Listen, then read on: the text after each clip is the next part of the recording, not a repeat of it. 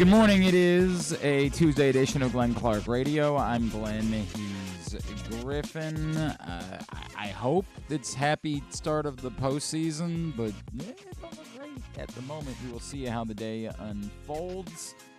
Got a lot to do on a Tuesday edition of the program. Coming up in just a few minutes, our buddy Ben McDonald. He's actually working the broadcast for ESPN for this series between the Orioles and the Royals. Also later on this morning, Jerermy Guthrie, former Orioles and Royals pitcher, does some broadcasting for the Royals. We'll talk to him about the other side of this series.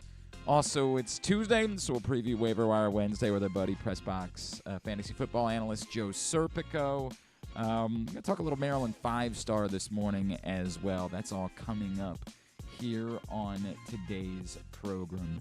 Today's show is brought to you by Live Casino and Hotel Griffin. The Commanders are home this weekend. That means everybody's got a chance to get some free slot play. That is correct, because every time that the Washington football team, or the Baltimore football team for that matter, are home and they score a touchdown during said home game, Live Rewards members will receive $7 in free slot play at Live Casino. You have to have your Live Rewards card inserted correctly into the slot machine, any slot machine on the floor, and be actively playing to receive your prize. Again, $7 in free slot play, but once that touchdown scores, you will get $7 in free slot play loaded onto your account. This is valid for slot play only at Arundel Mills. Must be 21. Please play responsibly. For help, visit mdgamblinghelp.org or call 1-800-GAMBLER. All right, so I want to start just with one real thought. People talking about like ticket prices crashing or like the lack of interest in the wild card series. There's two thoughts that I have real quick. The first one is yes. Imagine thinking that like winning 5 out of 6 at a point where the season largely didn't matter would suddenly ignite the fire and make people forget about how the team was playing for the 3 months leading up to that. It just don't work that way. Like I said this weeks ago, the likelihood was that it was going to dampen the excitement. You can't ignore that. There's 3 different elements. I'll start with that. The way the team was playing. 2, hello, look outside. I feel like Trippy. Hello. There's nothing wrong with. Stop it. This is baseball weather. Like the notion that doesn't play a role here. You're making plans today. Do I leave work? If I leave work, am I even going to get to see a baseball game? Like, it's not, people can't just decide that they have the entire, if I get down there at 4 o'clock, will the game start at 7:30? That's something that we were willing to do in 2012 when the Orioles hadn't been to the playoffs in 15 years. We would have waited all week. You guys are smarter than this. 3, and this is the part that nobody wants to talk about, the prices that you're seeing on the secondary market, they're the correct market price. Baseball wants to inflate the ticket value of the playoffs.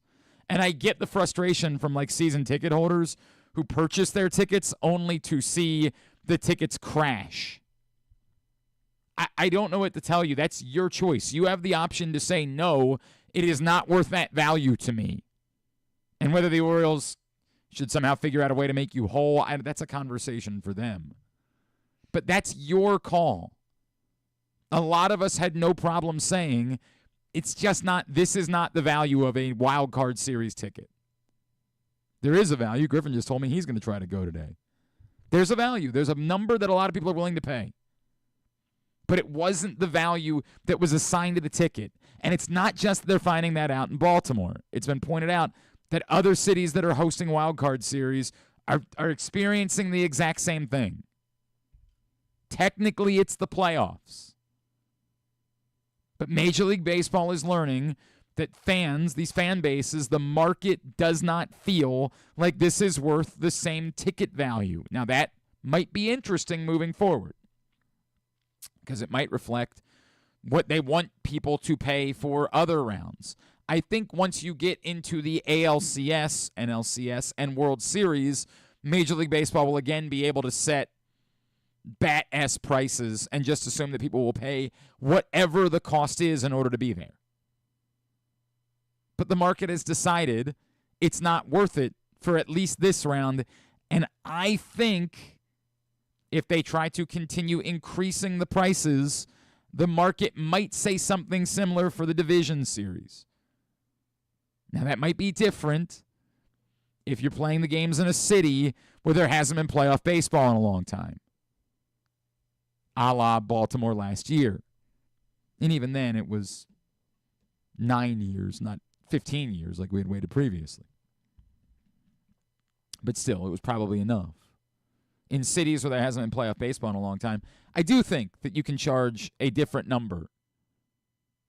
But after that, the value just isn't what they want it to be. It's how the market works. And it's not hard to figure out why.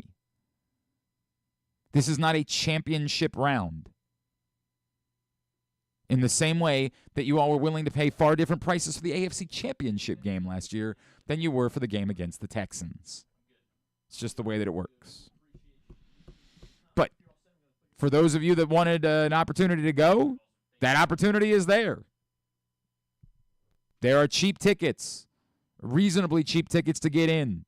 If you've never experienced playoff baseball before in your life, today, weather pending, presents itself to be a great opportunity for you to do that at an affordable price.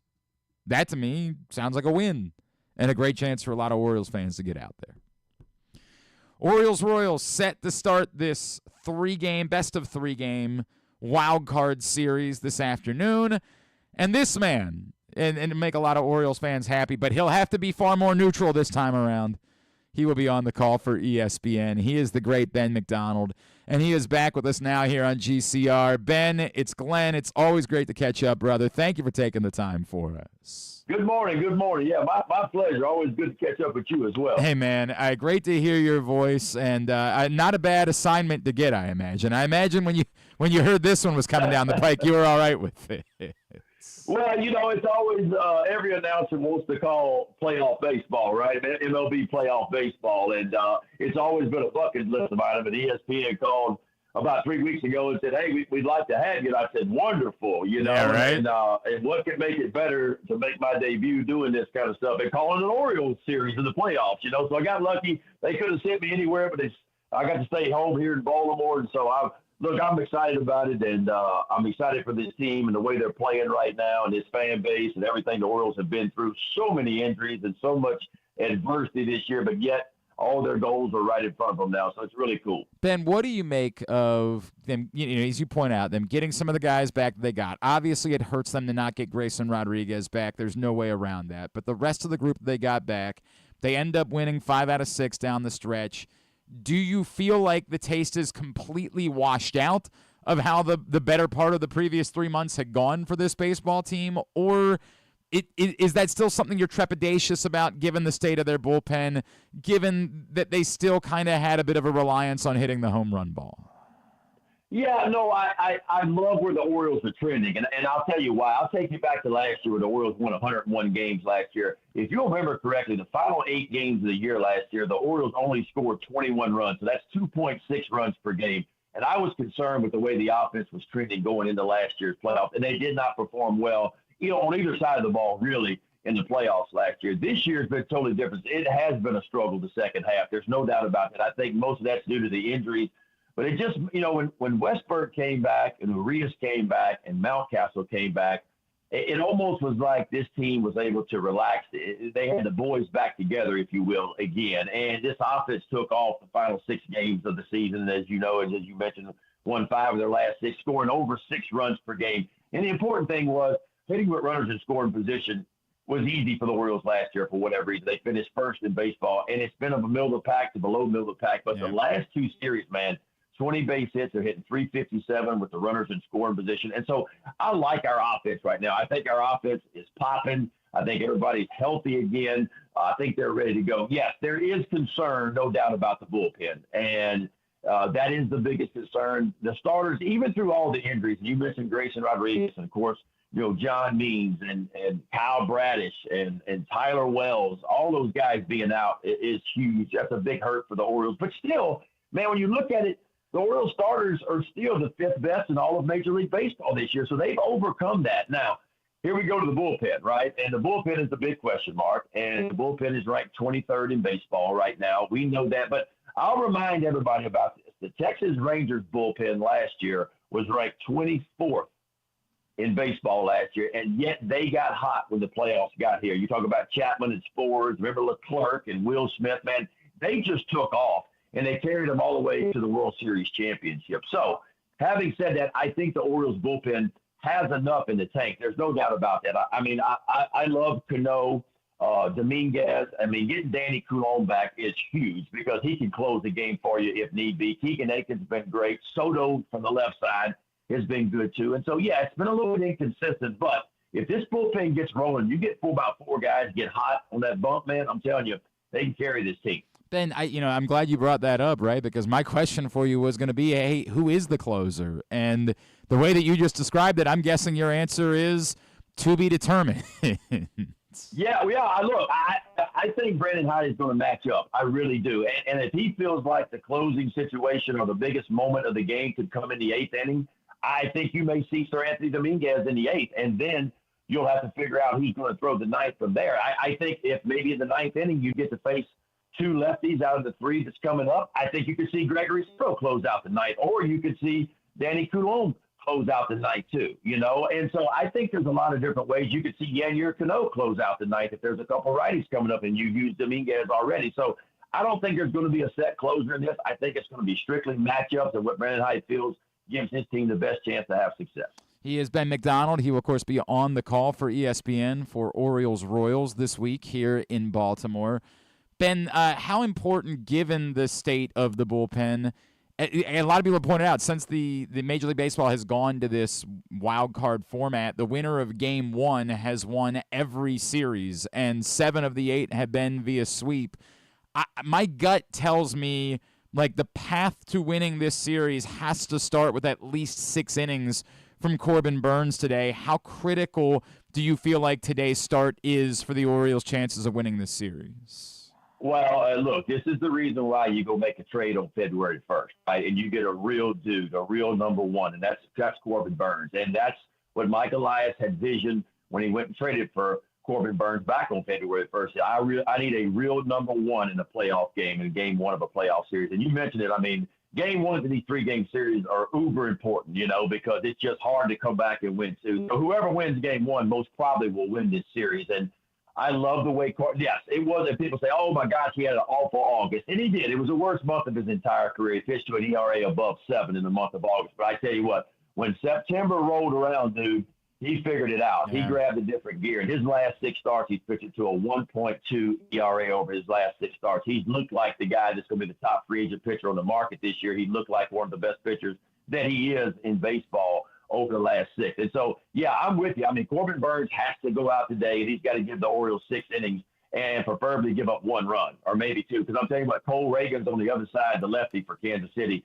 He is really good. And here's the cool thing about our matchup. It's arguably the best and the 2 hottest pitchers in baseball going at it today. I mean, Reagan's over his last 4 has got a 1.1 ERA. Burnes over his last 6 has got a 1.2 ERA. So runs are going to be at a premium in this. And I think that's why it's so important that this Orioles defense play good defense behind Corbin Burnes. The Orioles cannot afford to give the Royals extra opportunities and make errors. The defense has to be clean in this because I'm fully expecting a 3-2 type ball game. I really think that's where we're headed with these 2 arms on the mound. And obviously with this Orioles lineup going against a lefty, what could go wrong, Ben? I mean, that couldn't be a problem at all. I joke, but how do we talk like adults, Ben, about Adley Rutschman going into the playoffs? How do we have this? I have no doubt that given that you're doing a national broadcast at some point today, you guys are going to be talking about the juxtaposition of he and Bobby Witt, and that's just the way it is when somebody goes 1 and somebody goes 2 in a draft. But how do we talk about where Adley Rutschman is and what has happened this season and what we make of it at this point? Yeah, I mean, look, the second half has been a struggle for Rutsch. Obviously, he was an all-star, and was an all-star last year. So he's a 2-time all-star guy. There's always going to be comparisons because Witt went number 2 in that draft. Rutsch went number 1. Mike Elias could have had either one of them. But the truth is that a college player is a less of a risk than what a high school player is. And I think, it's hard not to pick Rutschman. And I think most people thought it was 50-50 when the draft came along. The Orioles could have gone either way. And no matter who was drafted number one, it was going to be 50-50. Obviously, Bobby Witt has turned out to be a real dude, but so has Rutschman. And Rutschman's had some struggles in the second half. There's no doubt. But I do like the way he's swinging the bat lately. I mean, I think he was 4 for 15 against Minnesota. I thought he swung the bat a lot better.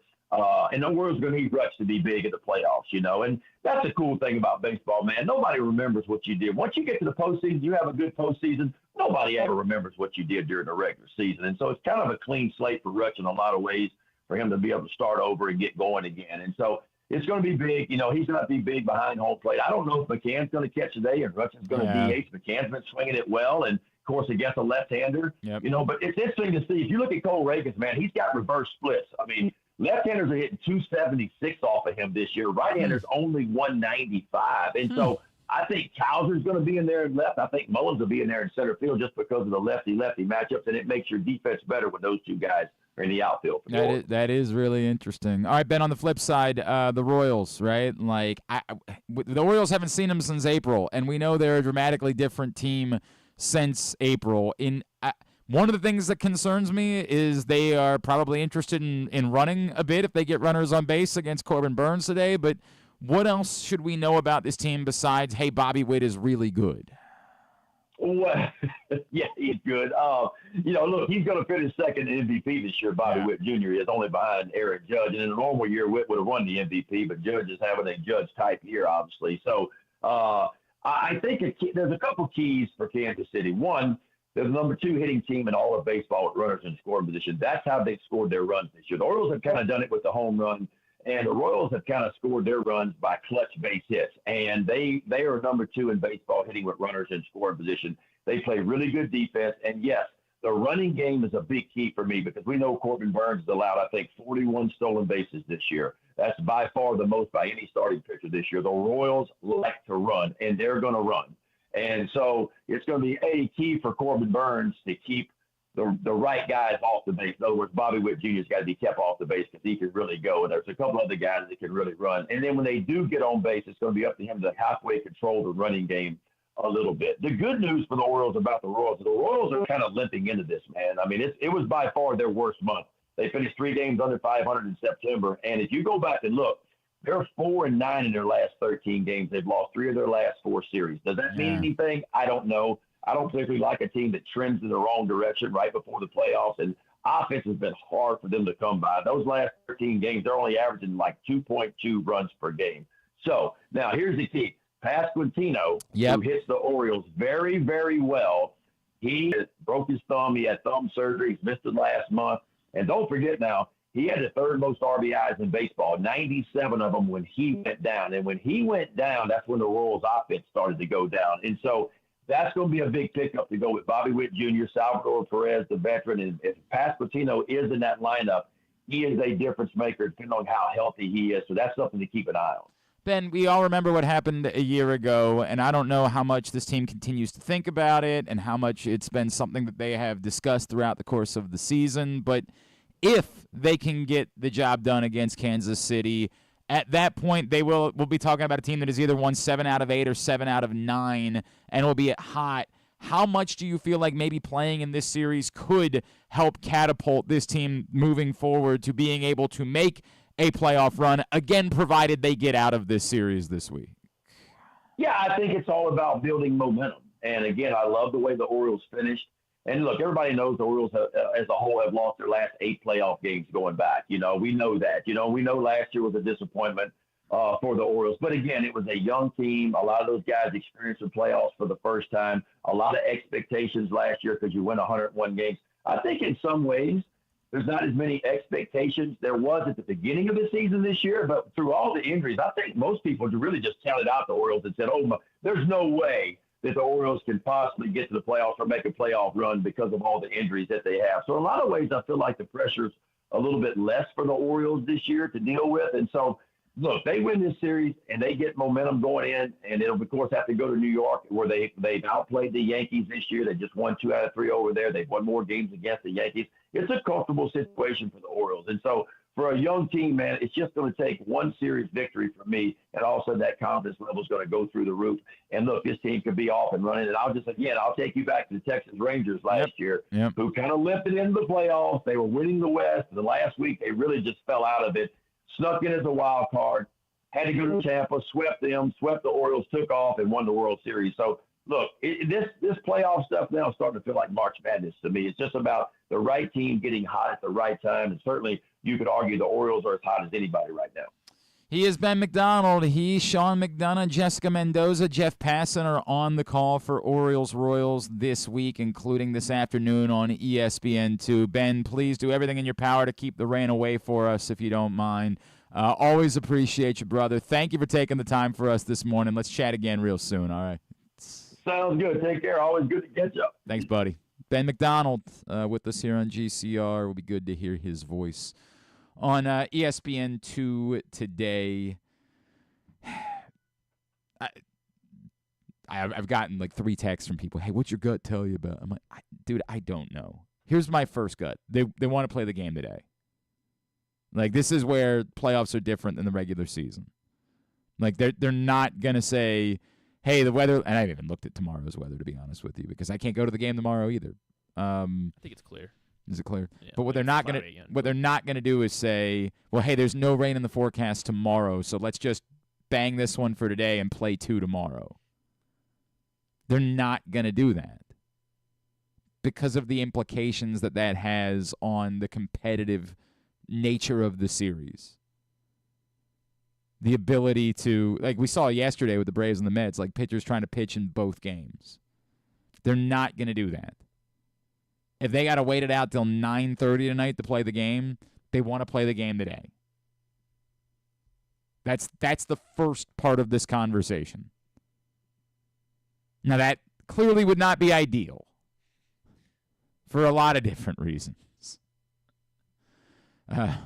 Just a reminder, we've got an Arthur Maulet Show this evening at the Green Turtle in Towson. We hope that you will join us, Arthur, and a special guest. Still nailing that down right now. I can't wait for those texts to start coming in.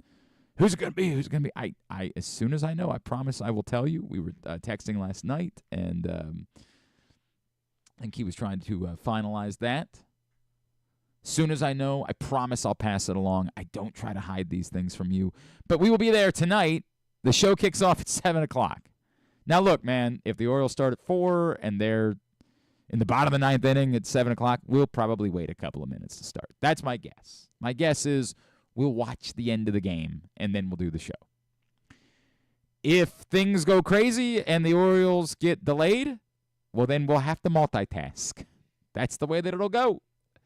And I believe that I am capable of doing such a thing. If you knew the number of circumstances this year where I was watching an Orioles game while doing something else, like going to a concert, number of times that I was the guy in the middle of a concert, everybody else is looking around, I'm got my phone out in front of me watching an Orioles game. I'm plenty capable of multitasking. Kids' soccer games, the whole thing. But we'll be there at the Green Turtle Towson tonight for the Arthur Maulet Show, PressBoxOnline.com/Maulet. So, again, for a lot of reasons, I pray the rain goes away. That would just be really, really good news for me in my life. I did look at the hourly forecast earlier, and I don't know. Like, because this is like right now, I look outside and I say, could they play in this? Probably. Tarp's down now. Tarp stays down. Probably they could play in it right now the way that it looked. But it's just sort of vague rain in the forecast every hour until game time. And the numbers like go down as the day goes on for what it's worth. Like they begin to decrease the percentage chance of rain, so you'd like to hope that that's a sign. But, you know, I believe it or not, I can't see the future. And that is, of course, eternally the problem that they deal with is, okay, so right now it says 70% chance of rain at 11, 62% chance of rain at noon, 70% at 1, 68% at 2, 49% at 3. Okay. but then back at 4 o'clock to 68%. At 5 o'clock, 75%. 6 o'clock, 75%. What outlet are you using? I'm using AccuWeather. Oh, AccuWeather. Okay. Yeah. Weather Channel tells me at 1 o'clock 70, 60 at 2, 40% at 3. And then that's what I had seen earlier today. Back to 45% at 4 and 30% at 5. I had seen that earlier, and that was very encouraging. Yeah. Like, well, hey, that could mean that it's starting to move out. Maybe it's just overcast with some of. Look, if they can, they're going to play the game. If they can play the game, the real issue that I would tell you they're dealing with today, and this is the real issue is the potential for a game stoppage. That becomes like a true hell. Yeah. Because as we just talked about, like, this series kind of rests on Corbin Burnes in a lot of ways. And I'm not trying to put it all on Corbin Burnes. I'm not trying to say if they lose today, the series is definitively over. But it is extraordinarily difficult with this bullpen to convince yourself that you have a good chance. Now, if Corbin Burnes gives you innings and you lose, then maybe that changes your mind a little bit. But if, like, you today go out there, start the game, 3 innings in, there's a 3-hour delay, the type of thing where you can't bring Corbin Burnes back, and they'll push that, right? Like, they'll do things that they wouldn't do in the regular season. If the game starts, 3 innings in, they have a hour-and-a-half delay, they might well see if they can't bring Corbin Burnes back out, which is something they wouldn't do during the regular season. But there is a point at which that becomes comical. And maybe if, he only throws a certain number of pitches, they ask Corbin Burnes, is it possible you could go 2 innings for us on Thursday? And I don't know what the answer to that question would be. But that's the real troublesome part for today. The troublesome part is, and I don't think that the Royals will feel significantly different. Like, they've got to feel a sizable advantage with Cole Reagans going today. Although it is interesting that Ben brings up he's got reverse splits. I had not looked into that at all. It was like, I think his OPS against lefties is like, it is pretty significant. It's like 750, I want to say, against lefties. It's and wild. Then it's like below 600 against righties. Okay, so that might change some of my thought process. And as Ben pointed out, it might very well be that we'll be surprised by the lineup the Orioles put out there because of those reverse splits. But I would still think that with a lefty-heavy lineup, the Royals, there's a reason why Cole Reagans was the guy they wanted to have lined up to start game 1. 723 against lefties, 594 against righties. It's crazy, man. It's crazy. So I don't think the Royals feel any different. Like, I don't think the Royals are thinking to themselves, boy, we really hope, I rooting like crazy for this game to start and stop so we can get Corbin Burnes out, and we're happy to sacrifice Cole Reagans. I think these teams are going to be, if it's raining, the forecasts don't look great when we look at radar at 4 o'clock, I think they're going to be pushing like crazy for the start of the game to be delayed. And that'll be annoying for us, again, for multiple reasons. Best laid plans of mice and men, man. We laid out the schedule for, hey, it'd be good to bump a show back. Arthur, get him back out on the field. John Harbaugh said yesterday, Arthur Maulet's going to practice this week. Ooh. That's a good thing. We'll bump a show back a week. Well, let's get him back out there after the 4 weeks on the IR. Right into a home playoff series, of course. Oh, by the way, as I think Dan brought it up, yes, add the afternoon game thing onto the list of reasons why ticket prices are crashing. I know that we all have, these romantic feelings about afternoon baseball. Some of us that are of a certain age remember when all of the playoff games felt like they were being played in the afternoon. Some people of a certain age might remember when they were being tape delayed on television. I get the romantic feelings that you have about afternoon baseball.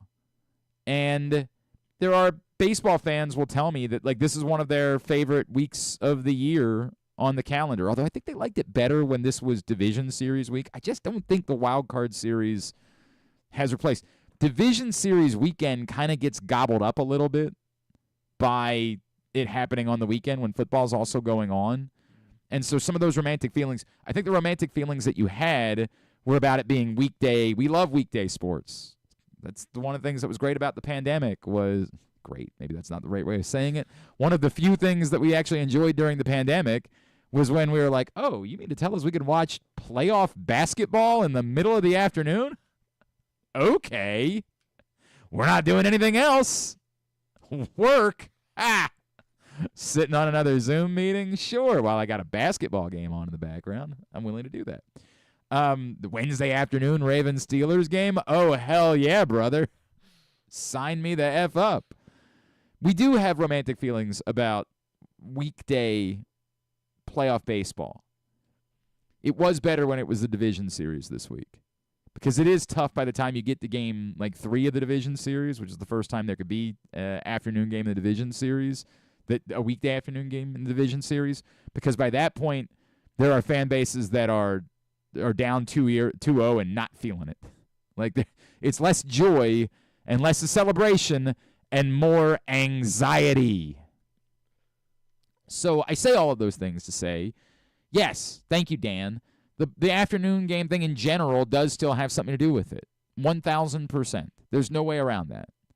Why it is that the ticket prices have crashed. That's part of it. Yes, it's easy to say, dude, it's playoff baseball. Can't take a day off of work? No. For some people, no. Not an option. Just not the way this works. And for other people, they could, but again, it's measuring that against, well, what if there's an afternoon game 3 in the division series next week? The AL is Saturday, Sunday, right? Or is the AL Saturday, Monday? Saturday, Monday. So it would be... So Wednesday. Yeah.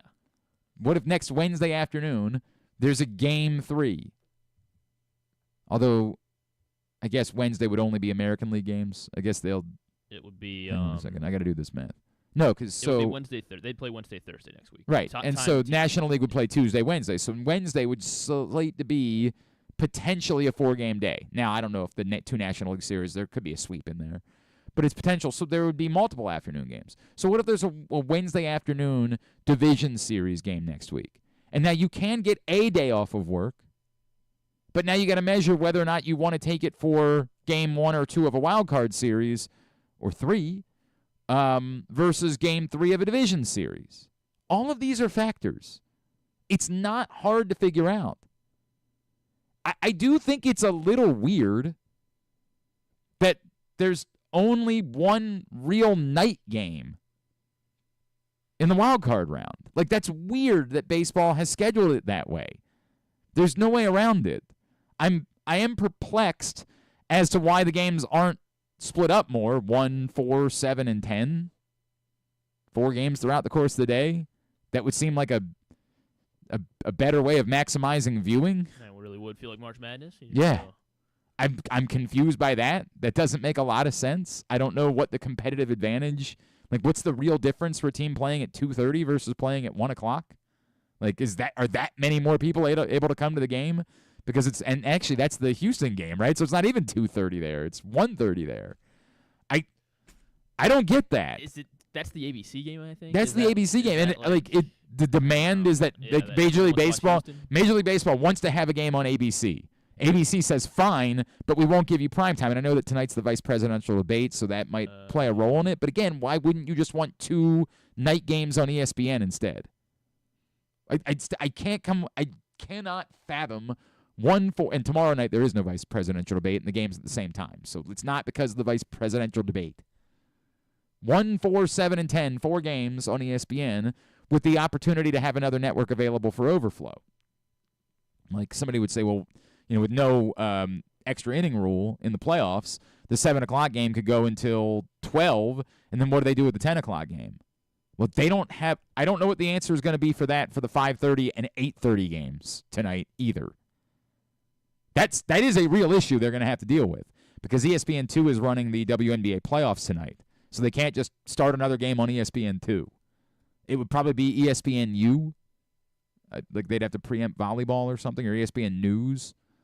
And I guess in a world where everybody has the app, like it kind of doesn't matter to people anymore. But it's all very interesting to me, man. Very interesting to me, but it's part of the factor for sure. There is no question that the afternoon baseball part of this has something to do with why it is that the ticket prices have crashed. But I keep coming back to they were set at the wrong level to begin with. They were set at a number that it's not just here. Go look at the ticket prices in other wild card games. The market has said this is not the value of this product. They've messed this. I say they messed it. I get why they still want to present it as the value because some people are willing to pay those prices. I know because a lot of the season ticket holders are complaining about the fact that they did. They want that to be the value. But the market has decided it's not. And that's okay. There's nothing wrong with it. It doesn't make you a bad fan. The bit that people do where they're like, oh, what the hell's the deal with people not buying tickets, huh? I thought this was a good baseball. The tickets were priced incorrectly. The Brewers and Astros tickets are both cheaper than Orioles tickets today. That's the reality. Those are two division winners. That's a fact. The Astros, I believe, are I think the most people still I know they're not the betting favorite in the American League, but like I think most people still think the Astros are the favorite in the American League. Well, there's no clear favorite. Yeah, it's the Astros. Yeah. They're the ones that done it. Stop it. Like, we just embarrass ourselves for the sake of embarrassing ourselves. We are smarter than this. Go to the game if you want to go to the game. Come to the Arthur Maulet Show if you want to come to the Arthur Maulet Show. I would like it if you did that. All right, we are going to talk more Orioles-Royals this morning. Jerermy Guthrie will join us in the 11 a.m. hour. When we come back in, we're going to preview Waiver-Wire Wednesday with our buddy Joe Serpico. Don't forget, Maritime Magic is coming up Friday night. Here's the good news. No baseball game Friday night. No conflict whatsoever. You don't have to worry about that. Maritime Magic, I have been multiple times over the years. It's a really, really special event. Of course, what they do at Living Classrooms is truly amazing. And so this Friday night, Maritime Magic, the best annual benefit on the Baltimore waterfront, is back. Celebrate and support the important work of the Living Classrooms Foundation. From 6 to 10 p.m. this Friday, October 4th, enjoy delicious food, drinks, and live music by the Motet. Get your tickets now. livingclassrooms.org/maritime-magic. Joe Serpico next. It's Glenn Clark Radio. The ultimate fan experience awaits you at Sports and Social Maryland. See how we're raising the sports bar with our massive 100-foot media wall featuring 40 HD TVs and a 47-foot big screen. Bet on your favorite teams and this year's biggest events at the FanDuel Sportsbook while enjoying your favorite beers and cocktails, plus our delicious takes on bar food classics. Visit Sports and Social at Live Casino and Hotel Maryland, at Arundel Mills. Must be 21. Gambling problem? Call 1-800-GAMBLER. Driving in Maryland? Did you know an Easy Pass from DriveEasyMD.com can save you time and money? Of course you did, because you are a thrifty driver. An antenna reads your Easy Pass transponder and automatically deducts the toll from your Easy Pass account. Learn more at DriveEasyMD.com. PressBox's Project Game Day is the place to be after every game this season. Join Glenn Clark, Rita Hubbard, Super Bowl 35 champion Femi Ayanbadejo, and our cast of regulars as they break down what happened, why it mattered, and what it means moving forward. You can watch the show at PressBoxOnline.com/gameday or PressBox's Facebook and YouTube pages. Project Game Day is brought to you by the Green Turtle Sportsbook in Towson and Canton, Easy Pass, and HelpMyGamblingProblem.org. So join us for Project Game Day after every game day this football season at PressBoxOnline.com/game day.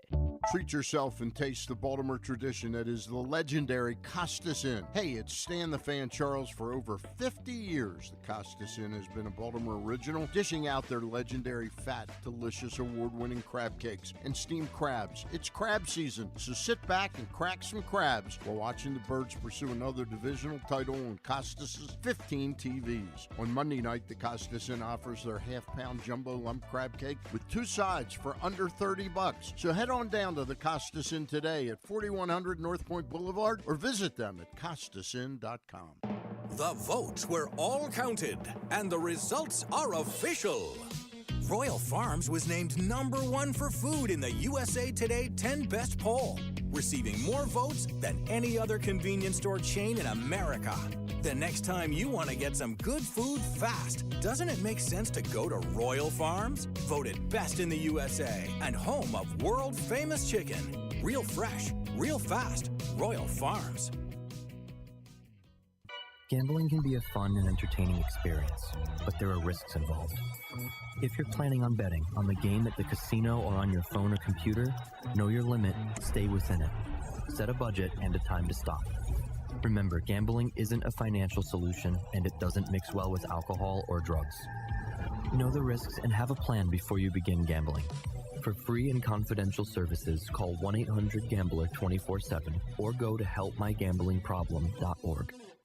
Brace yourselves for an unparalleled in-person betting experience at the Green Turtle Bet Park Sportsbook and Bars in Canton and Towson. Experience the thrill of live betting with Baltimore's only state-of-the-art Vegas viewing TV experience. Choose between our on-site tellers or the convenience of our self-bet kiosks to place your bets. Gather your betting buddies and head over to the Green Turtle Bet Park Sportsbooks today. Green Turtle Bet Park Sportsbooks in Towson and Canton. The ultimate destination for game day excitement, great food, and live in-person betting. Must be 21. Please play responsibly. Gambling problem? Go to mdgamblinghelp.org. Coming back in here with Glenn and the other guy, Garrett, whatever his name is. You know who they are. All right, back in here on GCR as we continue along on a Tuesday edition of the program. Today's show also brought to you by the CIAA Tournament, which is back. What a great event the CIAA Tournament is. For anybody that hasn't been out, man, I couldn't encourage you more to take advantage of this offer. February 25th through March 1st at CFG Bank Arena here in Baltimore, you can save $75 on a week-long pass for both the men's and women's tournaments. So instead of it being $275, $200 for all of it. Every day, every game, all day long.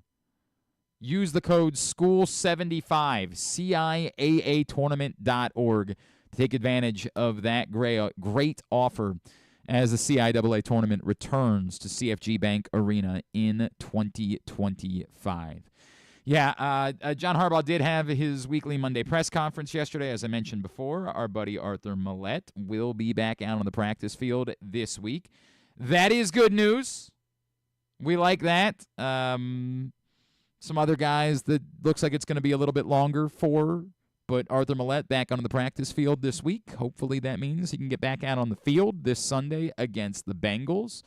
Certainly when you face the Cincinnati Bengals, you could use all of the help in the secondary that you could possibly ask for. Anything else that is rest of the Monday press conference, takes responsibility for the timeout thing? Good. Because, it's his responsibility and it's inexcusable. And we haven't spent a lot of time beating him up for it because the Ravens won, blowout fashion. That's the part that matters. But there's no getting around this. It's one thing when you're pissing away timeouts. It's another thing when you're pissing away timeouts and giving away free fourth down conversions. Inexcusable doesn't really even go far enough. It's embarrassing. And it's absolutely ammunition. Like, this is the part where when people are like, dude, why won't you step up to the plate? Why don't you say John Harbaugh should lose? Because results are what matters. That's the way it works for me. Plain and simple. Results. But, criticism, overwhelmingly fair. That can't happen. And it's not just that it can't happen for a coach. We say this a lot. Like, you're in your 17th year and that's still happening. That can't happen for a first-year NFL head coach. Can't happen. And obviously, everything about that sequence is a shame. Marlon Humphrey going down when the Bills were going to take a timeout.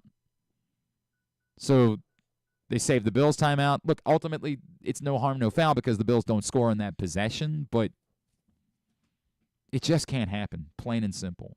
So, beyond maddening that something like that would occur. As far as last night is concerned, shout out Kenneth Walker, who saved me in one fantasy league, so I only went 2-2 in fantasy football this week instead of going 1-3.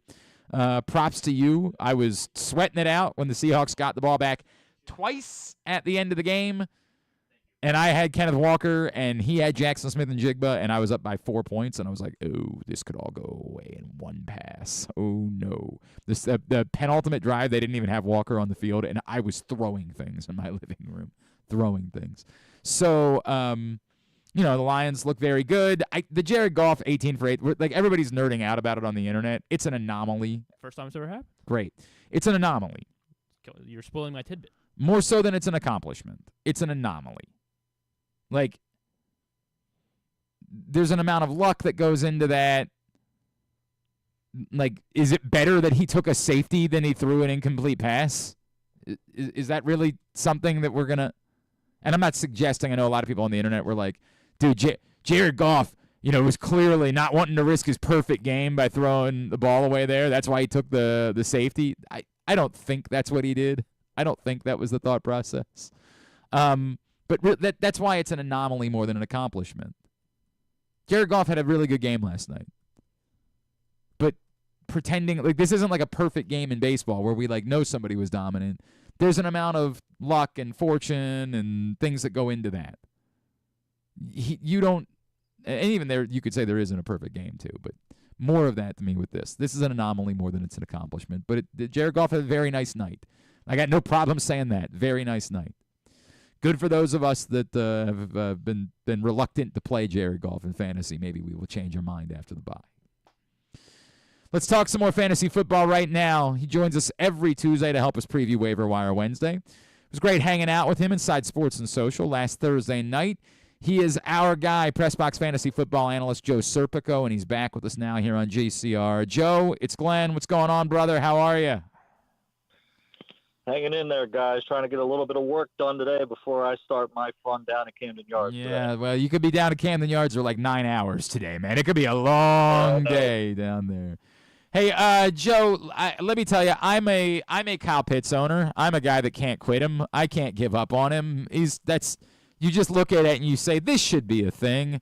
And here he is putting up 0.0 points with Kirk Cousins as his quarterback in the year of our Lord 2024. So I ask you this question. What is a Tucker Kraft, and what might it be able to do for me? Oh, boy, I was going to talk about the tight end position as a whole, because not just Kyle Pitts who's putting up zeros, but we can say the same thing about Mark Andrews also putting up a big fat 0 too. See, this is the good news about being in Baltimore leagues is Mark Andrews is always going to be drafted early, so it's not going to be me. It's not going to be me, but I'm definitely going to be the guy on Kyle Pitts. I'm always going to be that guy. Well, so the note I made earlier today was only 3 players in the entire for the tight end position have gone over 100 yards this year. That's after 4 weeks so far. So like last year, we would have some weeks where we have 3 guys go over, whether it be Kelsey, Laporta, and Andrews at certain times last year. So the state of the whole position this year is just dreadful. And it's mind-boggling how bad it's been. I mean, we came into this year thinking, hey, this might be the deepest we've ever seen tight end, and it has been way opposite of that.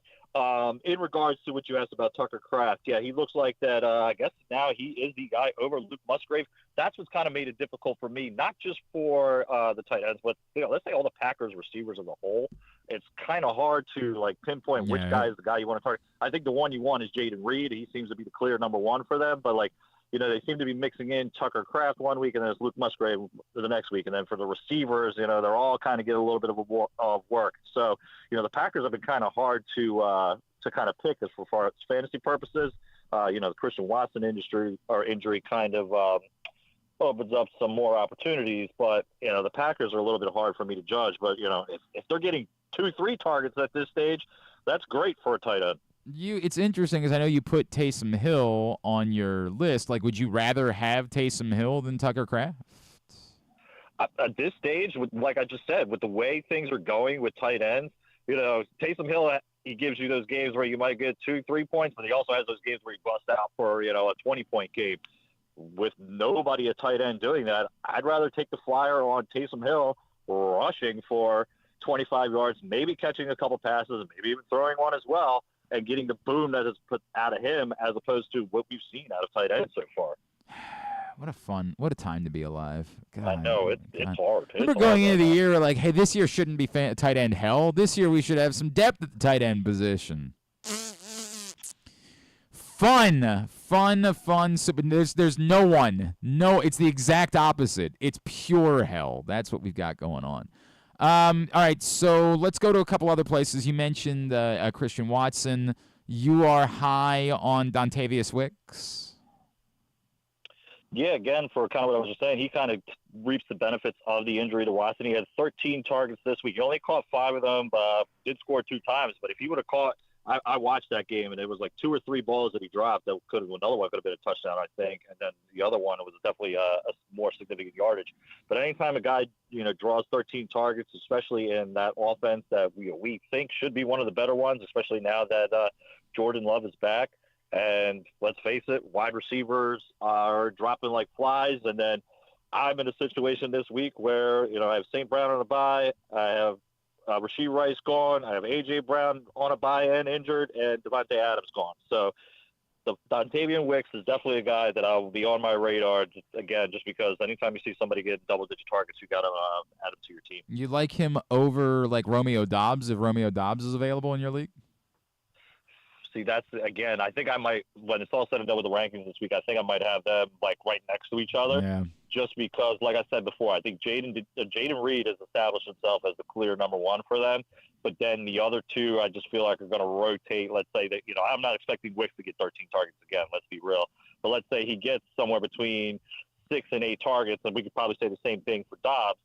So as long as he turns that into, let's say, 60 yards and a potential touchdown, that's what you're kind of looking for, especially, again, with all the injuries and bye weeks already playing a factor. What about in Los Angeles? I know a lot of us were praying that Demarcus Robinson could be helpful. Is Tutu Atwell now definitively kind of becoming the guy? Yeah, that seems to be the case, which, kind of threw us a little curveball because he had that opportunity last year when all the injuries happened, and it was Demarcus Robinson that stepped up. But this year it seems to be Atwell that's the guy. Now, the Rams as a whole, it's kind of hard to kind of trust on any of them because the offense is not doing a whole lot with the 2 star receivers out of action, and they also are just so banged up on the offensive line, which just seems to be a reoccurring thing for them. But, yeah, if you're truly desperate and you want something to do with that offense, Tutu Atwell is probably your best bet. He is PressBox fantasy football analyst Joe Serpico. He's with us here on GCR previewing Waiver-Wire Wednesday. Rashee Rice goes down in Kansas City. Are there any available Chiefs wide receivers is there any available Chiefs anything that is of value right now in fantasy football? Well, the only Chief that I think that's worthy of let's say a waiver wire claim is if you're somebody like Griffin, who I noticed dropped Kareem Hunt Sunday morning. You definitely want to scoop up Kareem Hunt, but when it comes in regards to the receivers, I mean, I'm assuming Xavier Worthy's probably snatched up in most leagues, so I'm not relying on, let's say, a Watson or Sky Moore or Mecole Hardman or any of those guys. We've kind of seen how that played out last year, and none of those guys were fantasy relevant. So, yeah, it kind of stinks for people who were reaping the benefits of Rashee Rice being a late-round pick and playing up to top 10 status, but I can't really trust any of those other receivers in that offense. We saw in Carolina Xavier Legette score his first touchdown of the season. Is there any value there? The Panthers as a whole is kind of like we talked about last week. They're going to, as long as Andy Dalton's at the helm, I think their receiving game is boosted as long as the running game as well. But, yeah, in regards to Legette, he was somebody I was big on coming out of the draft just because huge body, has the speed. A lot of the jokes going around about how he talks or whatever, but the guy can absolutely play football. And as a rookie, he is a true red zone threat. And the Panthers don't really have anybody like him. So as long as Andy Dalton's at the helm, yeah, Legette is somebody that should be on your fantasy radar too, especially if you're looking for, he's probably on more of your wide receiver 4, like a flex guy, especially during these upcoming bye weeks. But, if you're deep need of a wide receiver, he's definitely somebody to add. I guess I should have asked it this way. Are any of these guys like guys that you're spending any actual fab money on? Or are these guys that like, maybe $2, $3, $5, something like that? We didn't talk about them, but the two that I would actually spend some fab on are Wan'Dale Robinson and Josh Downs. Okay. Josh Downs kind of just, back from injury, instantly part of the offense with team high 9 targets. And I do, again, that kind of is a little bit of a beneficiary of Joe Flacco taking over at quarterback as opposed to Anthony Richardson. Flacco. Yep. And then while we're touching on him, if you need a true streamer this week and for some reason Anthony Richardson doesn't go, you can pick up Flacco for this 1 week as a streaming option for our crazy flex leagues, super flex leagues, I should say. But yeah, the main one is definitely Wan'Dale Robinson, especially I think Neighbors is going to be back this week, considering they had the extra time because of the concussion. But if for any reason he's not, Wan'Dale Robinson still had double-digit targets for the second time this year. He's got 38 targets on the year after 4 games. That's peak production when it comes to targets. Yeah, the Giants are still tied to Daniel Jones, but can we say he looks decent so far to start the year? I know it's crazy to say. At least serviceable for fantasy purposes for us. Yeah. He can at least get the ball to Neighbors and Wan'Dale Robinson. So yeah, those are the two guys. If you're spending any fab, those are the two that I want. I'm still struggling with the idea of spending fab. That's a very difficult. Got to spend it on somebody. It doesn't seem like we've had really anybody. No, it's been a year where like either you were a Christian McCaffrey owner and spent a bunch on Jordan Mason, or that it seems like that's been about it as far as fab money is concerned. How do we talk about being a Tyreek Hill owner at this point? By the way, in general, like can you play Tyreek Hill, or do you have to have a better option than that? Yeah, geez, yeah. How hard is it to bench somebody you probably took, let's say, anywhere between picks 1 through 5? But, yeah, with the way of the situation with the quarterbacks, it's hard to start them. I mean, if you spent that high draft pick, you feel like you have to, but you don't. Let's face it. If they could get Tua back at some point this year, we haven't really heard an update of whether or not he's going to come back at all this year. I was one of those. I tried to hope that Tyler Huntley maybe could make them a somewhat decent. I picked him up really late Sunday just to see if that was something, but based after one game, not so much. So yeah, not just Tyreek Hill, but we could say the same thing about Jalen Waddle as well. Neither guy needs to be in lineups for now. And then the other thing being, it looks like it's affecting the run game too, because even Achane and Jalen Wright last night didn't have the best of games either. So the Dolphins as a whole are definitely stocked down with 2 out of the lineup. Also, thanks for nothing to add to that list. Thank you, Cam Akers. Really, really pleasant, solid thing. Yeah, he kind of bumped. He kind of got me in 2 leagues too, and I think his time might be up. It looks like Mixon was pretty close to playing this week, so I would expect Mixon probably be back in week 5. Griffin, go ahead. All right, my tight end situation is very bad. So I had Mark Andrews. I was able to grab Evan Ingram off somebody because somebody dropped him. So I picked up Evan Ingram, but he still doesn't. I'm not confident he's going to play this week. So would you go Tucker Kraft or Pat Freiermuth, who are both available right now? And do I need to put fab on either of them? If between those two, the latter, I would go with Freiermuth. I do like what him and Fields have a little bit of a chemistry, seems to be going. Kind of like what I was just saying with Kraft. It could be Kraft this week. It could be Musgrave as well. So that's kind of why I'm a little bit hesitant on the Packers as opposed to the Steelers situation. It's Freiermuth only. Now, are you spending fab on them?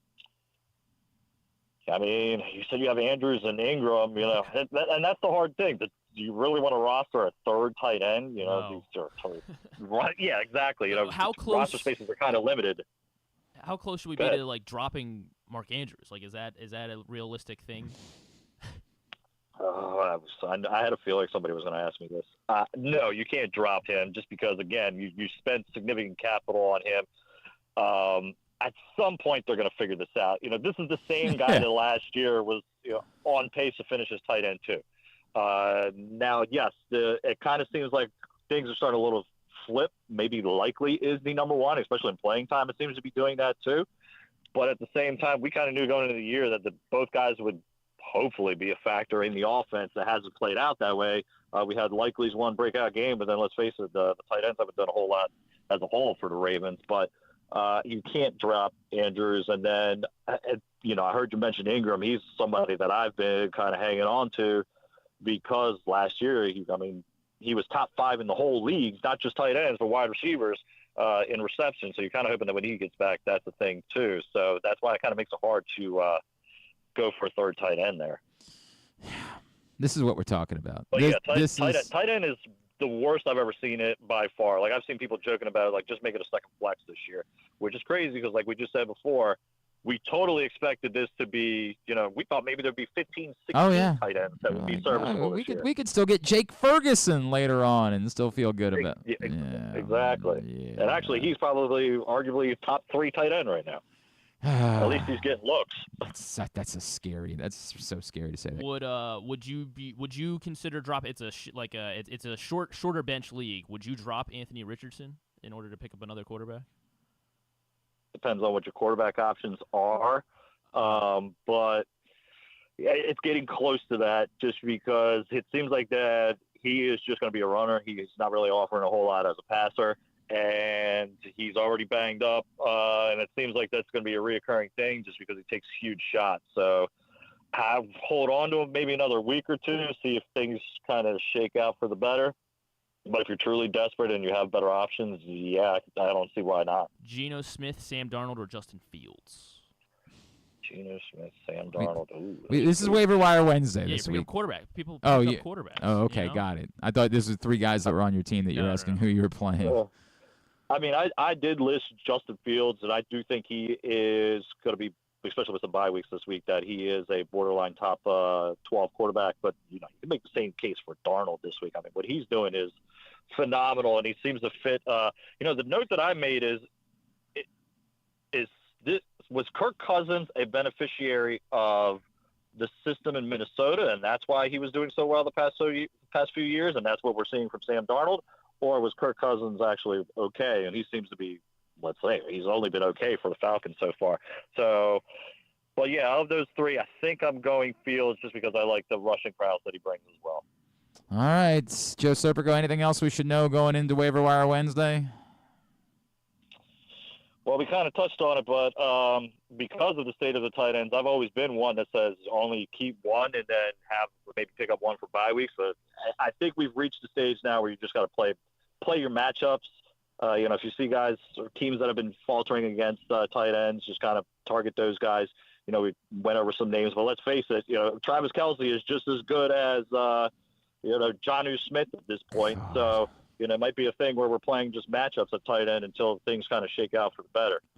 This is fun. I'm glad we do this. This is a good exercise that helps. That's good for our mental health. This is definitely something we should continue doing. At Joe Serp on Twitter is how you follow him. Of course, you see all of his stuff at PressBoxOnline.com. Joe Serpico, love you, brother. Appreciate you. Thanks for taking the time for us as always, man. Anytime, guys. We'll talk soon. That's Joe Serpico, PressBox fantasy football analyst with us here on GCR. Yeah, why not throw buys in on top of it? Things are just going so well. It's time for buys on top of everything else. Hey. Yeah, we have to start. I think I'm gonna have to start either Carson Steele again or Zach Charbonnet because I have Pacheco's on IR. Tony Pollard is on bye. I just completely my situation is terrible. And I got Jahmyr Gibbs on a bye in a league where my other options are Jerome Ford. Oh, I picked up Tyler Beatty last week because he was getting some play, and then he died. Well, I think he's okay. I think we found out he's all right. He's all right, I think. God. Sucks, man. This sucks. Oh, God. All right. So, good times. Good times. All right. We're into hour number 2 of today's program. I don't know what else there's. Just I'm sad. As always, Joe Serpico was brought to you by Live Casino and Hotel Maryland. Griffin, what's going on at Live Casino and Hotel? Every time that the Baltimore football team or Washington football teams are home and they score touchdowns, Live Rewards members will be receiving $7 in free slot play. This is for Live Rewards members who have you have to have your Live Rewards card inserted correctly into any slot machine and be actively playing in order to receive your prize. But once Baltimore or Washington scores that touchdown during a home game, you will get a free $7 slot play. This is valid for slot play only at Arundel Mills. Must be 21. Please play responsibly. For help, visit mdgamblinghelp.org or call 1-800-GAMBLER. When we come back in, we're going to chat with Jerermy Guthrie, former Orioles and Royals pitcher, now Royals broadcaster. We will preview the Wild Card Series with Jay Guts next. It's GCR. Experience the thrill of the Mars Maryland 5-Star at Fair Hill, presented by Brown Advisory, coming October 17th to the 20th. See the world's best equestrians compete in the sport of eventing, the ultimate test of horse and rider. Enjoy a weekend festival featuring locally sourced food at the Fresh Food Fest, a beer, wine, and spirits showcase, shopping, and fun for all ages. Check out the Maryland Corgi Cup, interactive kids corner, and more. It's the place to be in October. Visit maryland5star.us for tickets. Treat yourself and taste the Baltimore tradition that is the legendary Costas Inn. Hey, it's Stan the Fan Charles. For over 50 years, the Costas Inn has been a Baltimore original, dishing out their legendary fat, delicious, award-winning crab cakes and steamed crabs. It's crab season, so sit back and crack some crabs while watching the Birds pursue another divisional title on Costas' 15 TVs. On Monday night, the Costas Inn offers their half-pound jumbo lump crab cake with 2 sides for under $30. So head on down to the Costas Inn today at 4100 North Point Boulevard or visit them at costasinn.com. Make the most out of every day in your Toyota RAV4. Available in hybrid or gas-only models. A RAV4 can get you where you want to go in style. Check out buyatoyota.com for deals on new RAV4s from your local Toyota dealer today. The drug scene in Maryland is changing. Fentanyl and xylazine are being added to street drugs, and you may not even know it. Xylazine is not even intended for humans, and fentanyl is an opioid 50 times stronger than heroin and contributed to over 80% of overdose deaths in our state. Anyone who uses drugs, even occasionally, is at risk of overdose. To learn more, visit stopoverdose.maryland.gov or call or text 988. The votes were all counted, and the results are official. Royal Farms was named #1 for food in the USA Today 10 Best poll, receiving more votes than any other convenience store chain in America. The next time you want to get some good food fast, doesn't it make sense to go to Royal Farms? Voted best in the USA and home of world-famous chicken. Real fresh, real fast, Royal Farms. The latest edition of PressBox is available now. On the cover, Bo Smolka profiles Ravens star safety Kyle Hamilton, detailing his path from growing up the son of a basketball player to choosing football, being overlooked in the draft, and turning into a defensive unicorn as a playmaking Swiss Army knife in the NFL. Also inside, meet college football players from all of the area's D1 programs and some of the area's college soccer standouts as well. PressBox is available for free at over 500 locations throughout the region, including 60 Royal Farm stores. Or you can read the entire issue at PressBoxOnline.com, where you can also find great betting advice and the best daily coverage of the Orioles, Ravens, and Terps.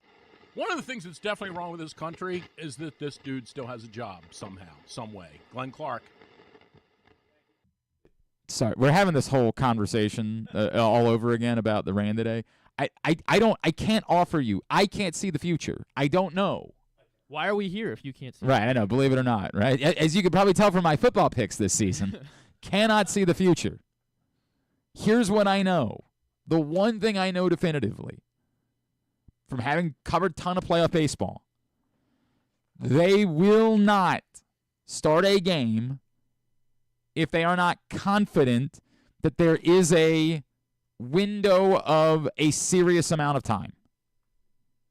Now, you're going to say, well, define that. I can't define it. But if they're not confident, there isn't at least like a 2-hour window. That the starting pitching thing is so significant in the playoffs.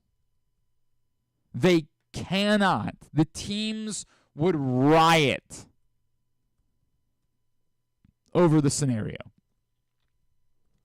They will play the game at 9 o'clock before they start it at a point where they would run the risk of costing the teams their starting pitchers. It is that significant once you get into the playoffs. As far as I said it before, I do not think they'll bang the game altogether. They will wait it out, and you'll be annoyed. But, that's the reality. The reality is, somebody might say, well, dude, you could just reschedule for Friday now, and it'd be no problem. Griffin was talking about that a minute ago, which is easy to say because, heck, you might not even need a Game 3. So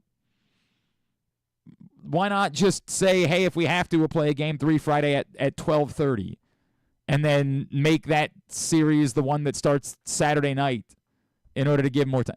They're not going to voluntarily give up an off day. If they're not going to decide that at 3 in the afternoon. If it's going to cost them the off day, they're going to figure that out after they've waited it out for a long time. All of these things that sound good to you because you want to make dude, trust me. It's the same thing. I get frustrated at people asking me if I know who the guest is for the Arthur Maulet. I know everybody wants to make their plans. I understand that. I get it. I'm one of those people. This is not unique to baseball. A bunch of my friends went to the Oceans Calling Festival this weekend in Ocean City. And on Friday night, it was pouring. And Blink-182 was supposed to be on the stage. And there were a lot of complaints. Apparently, 40 minutes after their scheduled set time, they still weren't on stage, and no one had said anything. Are they coming on? Has the festival been? Is it over for the night? No. And you know why? Because no one backstage knew. Because they were all doing the same thing. Well, if we wait a little bit longer, could we get the set in without there being any rain?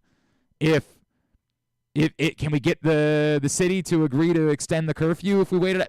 They're all doing the same thing. No one has the answer. If there was an answer, no one is hiding from you an answer that they know about baseball today.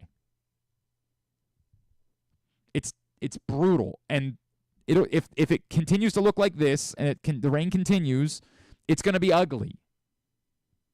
Twitter is going to be a bunch of people screaming at the Orioles, screaming at Major League Baseball. I understand, but that's the reality. If they could see the future, if they could know definitively, hey, it's going to be raining at 4 o'clock, but it's not going to be raining at 6 o'clock, they just say right now, the game's going to be at 6 o'clock. Why don't we call Oz the mentalist? You think? Oh yeah, is it Oz? It's not Oz. Really? I've heard Oz more than Oz. I thought. I gotta be honest. I know he's been on every one of these shows, but I don't watch these shows. Did you watch the Bills one from Sunday? No, I see it on Twitter. I've seen the bit a million times on Twitter. I didn't realize it was O's. They're saying he cursed the Bills because of. Oh yeah, they're still under. Actually, apparently they filmed it in training camp, but they aired just it held it morning. Held it for. Instead of saying that he cursed the Bills. I don't know, dog. I don't know. But I think he would know. You think you could ask him and he'll have all the answers? He knows the future. Again, if they could know, even that what I'm looking at right now, it was going to be like that for 3 hours, then I think they would say, hell, play the game. Mm-hmm.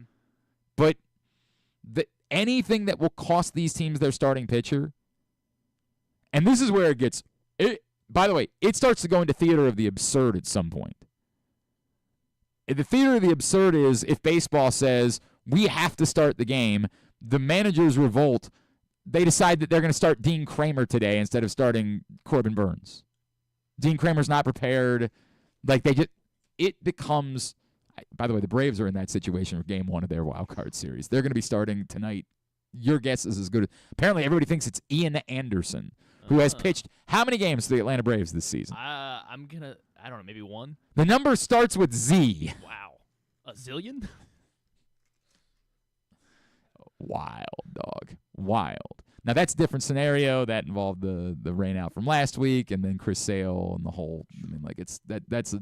So they're probably going to win, but... Yeah, right.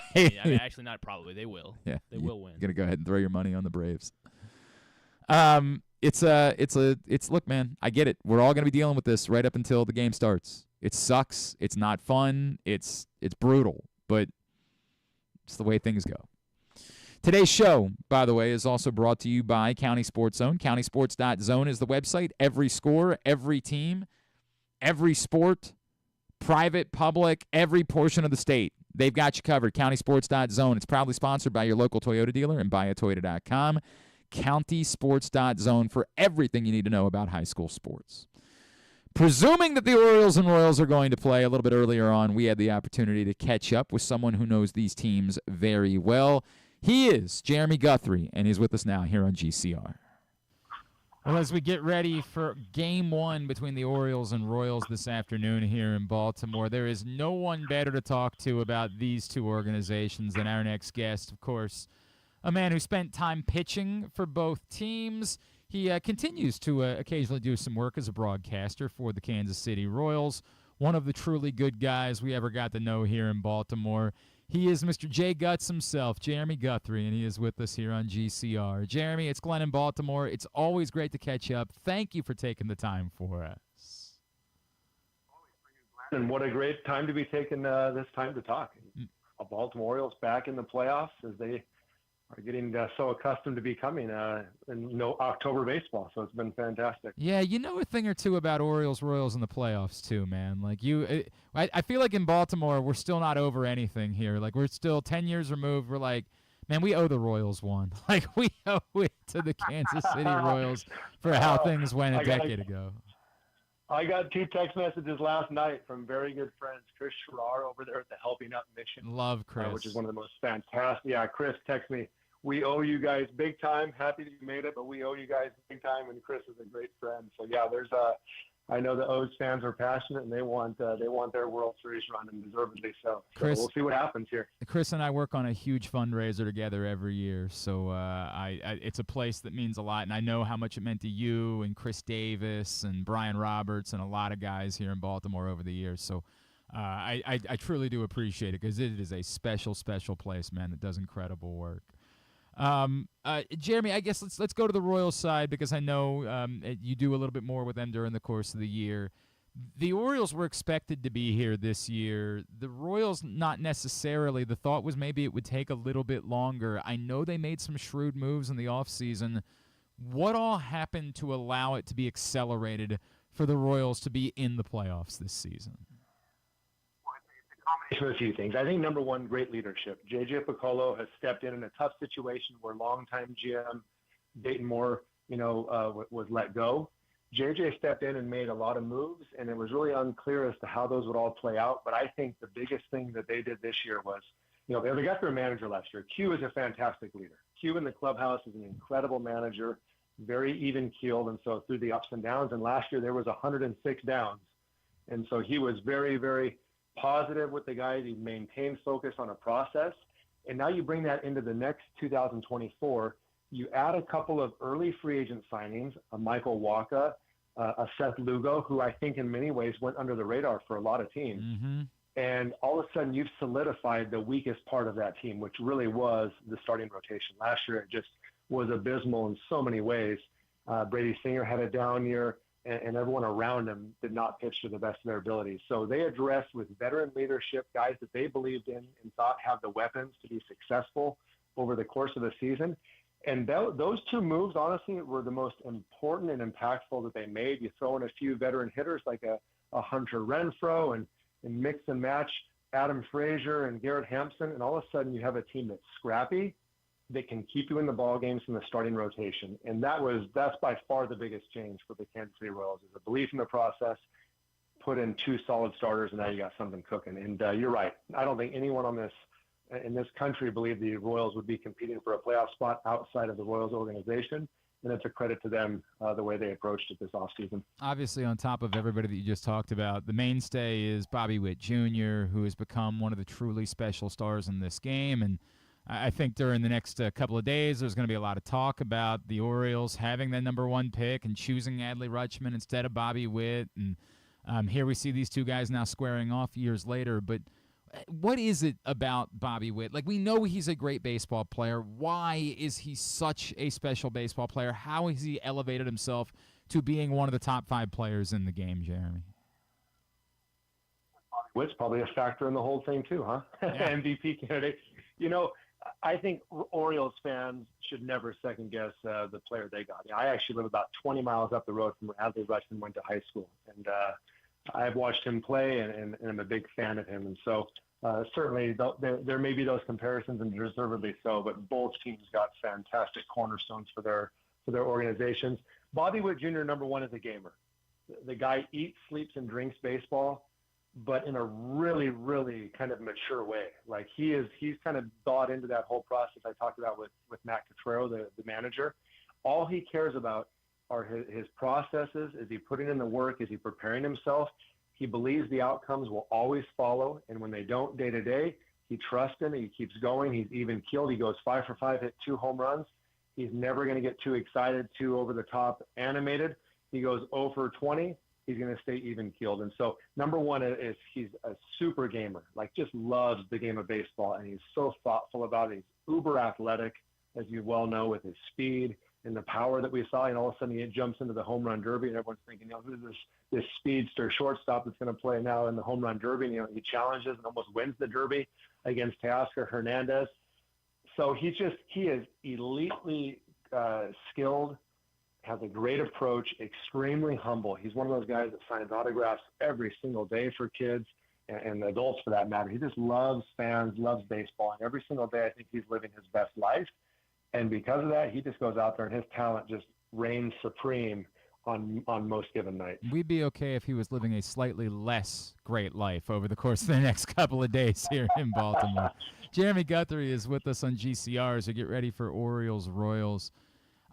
Jeremy, I think about last year, the Orioles, they were this team. They were the scratch. Now, they won 101 games and won the division, but they were the team that kind of came out of nowhere, and they get to the playoffs, and it just sort of falls flat. And I wonder what you make of the Royals, a team that's, sort of the scrappy team, the team that maybe in a little bit of a different way, they actually have probably more playoff experience individually, not necessarily as a group, but are they more prepared for the difference in playoff baseball just by having some of the veterans, the Renfroes that you mentioned, obviously former Oriole Adam Frazier? Like, are they more prepared to try to avoid what befell the Orioles, say, a year ago with that inexperience in the postseason?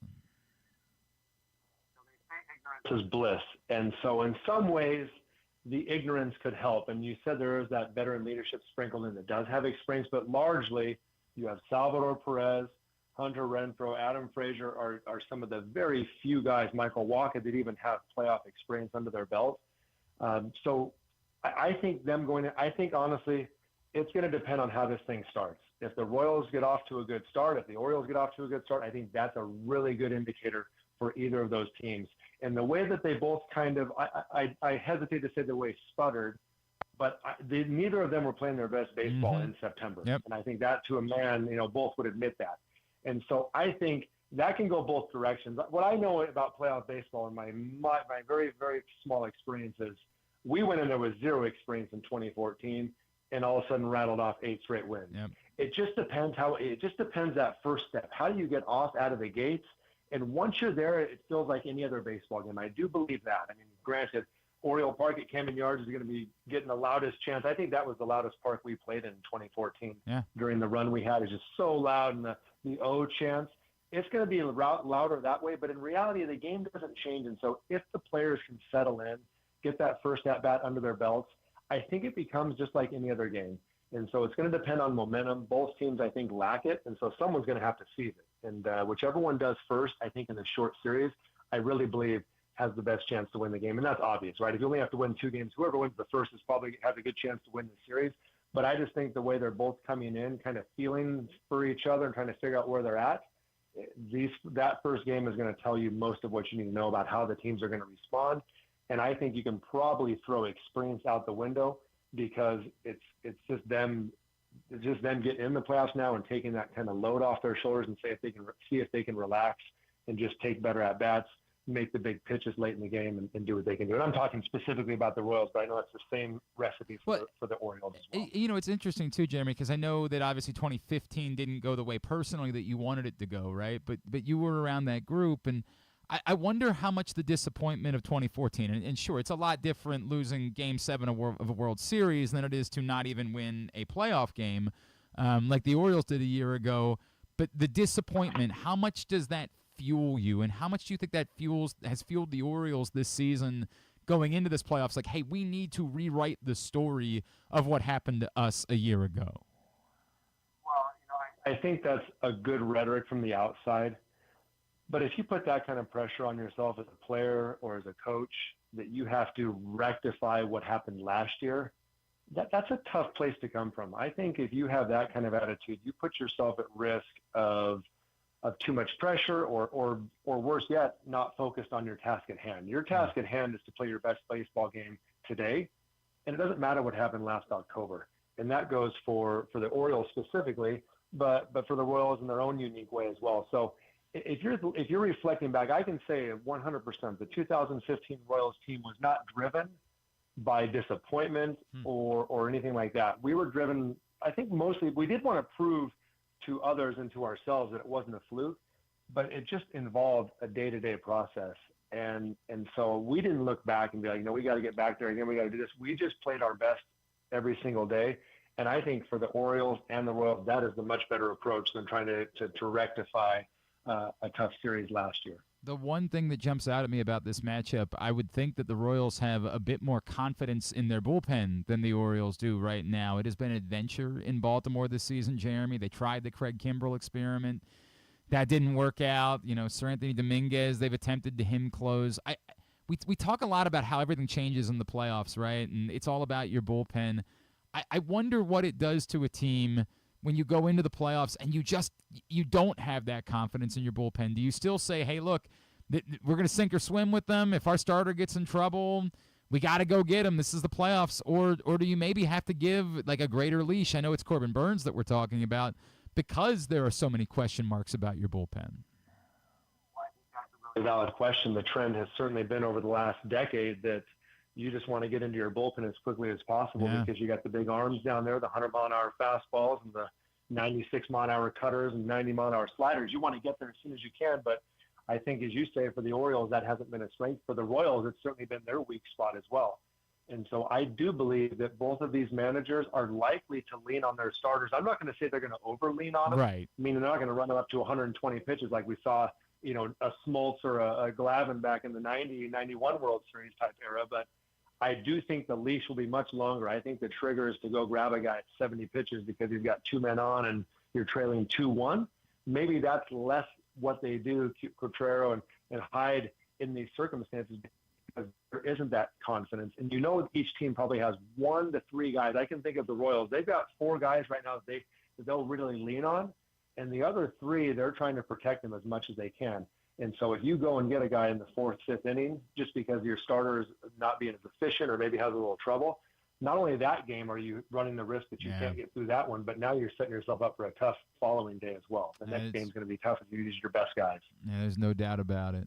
Jeremy, you said something earlier, and I just wanted to wrap by revisiting it, right? In 2014, when you guys came to Baltimore, and it did not go well for the Orioles, obviously, but how loud it was. And I think everybody has memories of playoff games in Baltimore and that atmosphere.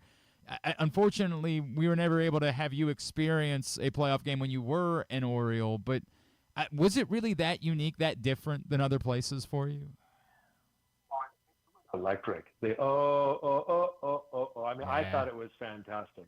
Those games, and I love day playoff baseball. I know there's been a lot of complaints about the scheduling. I've already seen the responses yesterday afternoon.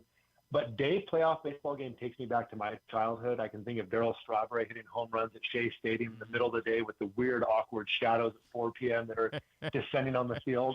And both of our games, if I'm not mistaken, one of them for sure, but I feel like both might have been afternoon day games in Baltimore. And you're talking about one of the jewels of all of Major League Baseball in terms of a stadium, an absolutely packed house. And for the first time in my life, it wasn't packed with Yankee or Red Sox fans. It was actually packed with orange and black.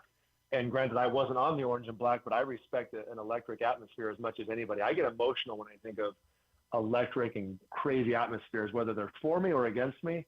I think they're amazing, and they really raise the level of focus for an athlete to a new level.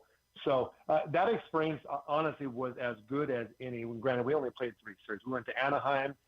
We played at home, and then against the Orioles was the only other trips we took before San Francisco in the World Series. But Oriole Park at Camden Yards, I hope they bring that same energy. I know you never want to get too accustomed to playoff baseball and take it for granted. I don't think they're there, but with all those years that they had not been to the playoffs, and then to see them make it in a couple years in 12 and 14, and just the way they responded, I hope that same energy has brought these 3 games or 2 or 3 games in Baltimore this week. All right. Any chance that, this series we can make it for the rights to claim Jerermy Guthrie? Like, the winner of this series gets to claim, Jerermy Guthrie identifies as a former Oriole afterwards, or a former – any chance – Oh, my gosh. I was going through all my jerseys last night, ironically. I was packing up some stuff, and I was rocking my 83 throwback Baltimore jersey. It's dope. And I was telling my son, I said, should I rock this one all week? He said, I don't know what the fans will think about that.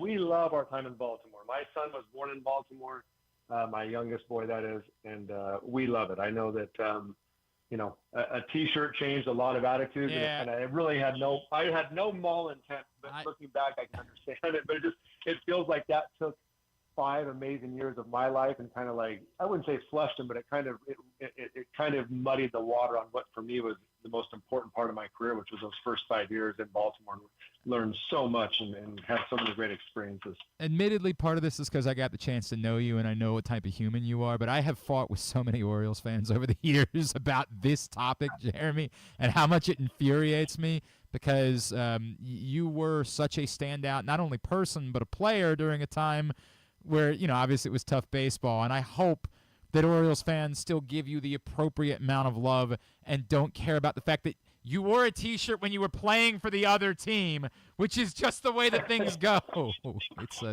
I can't imagine. It's funny. I wore the T-shirt the whole series, and it just when I happened to pitch and then we went up 3-0, it probably hit a little bit different for everybody. But nonetheless, I understand. I told I apologize, which is all I can do. So listen, I didn't anticipate this outcome, but as you said, I am orange and black through and through. I will always claim Baltimore as one of my homes. And this is one of those series. I wish I was there. I signed up to go down to Arizona for Major League Baseball. I have some responsibilities that start tomorrow. And so I literally miss all 3 games. Otherwise, I would be there at Oriole Park at Camden Yards to experience that atmosphere once again and to see some really good baseball. So I can't wait to see it on TV. At The Real J Guts, as always, is how you can follow him on Twitter. Jerermy Guthrie, man, you are the best. Thank you for taking the time for us this morning, sir. We really appreciate it. Care and good luck. May the best team win. It's Jerermy Guthrie. It's one of the things. There are things that get me going, right, when you bring them up, but very high on that list is people complaining about Jerermy Guthrie wearing a T-shirt. I thought you were going to say you were how mad you were, Jerermy. No, never once.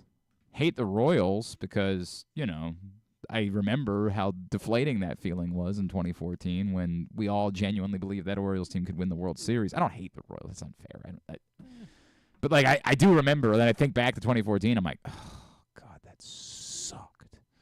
But any of you that spent even an ounce, Jerermy Guthrie, who is as stand-up a human as anybody could have possibly been, at a time where the Orioles sucked and was actually, worth the price of admission, being pissed off at him because he wore, again, a T-shirt celebrating the team he was on. Jerk. There are things, like the Mike Messina thing pisses me off when people are like, yeah, Mike Messina shouldn't have be celebrated the way other Orioles Hall of Famers were. He went to the Yankees. Mouth breathers. Dumbest. God. And that one pisses. There are things that, have just become dumbest of the dumb groupthink. Dumbest, the lowest common denominator of groupthink that we have to offer as a society.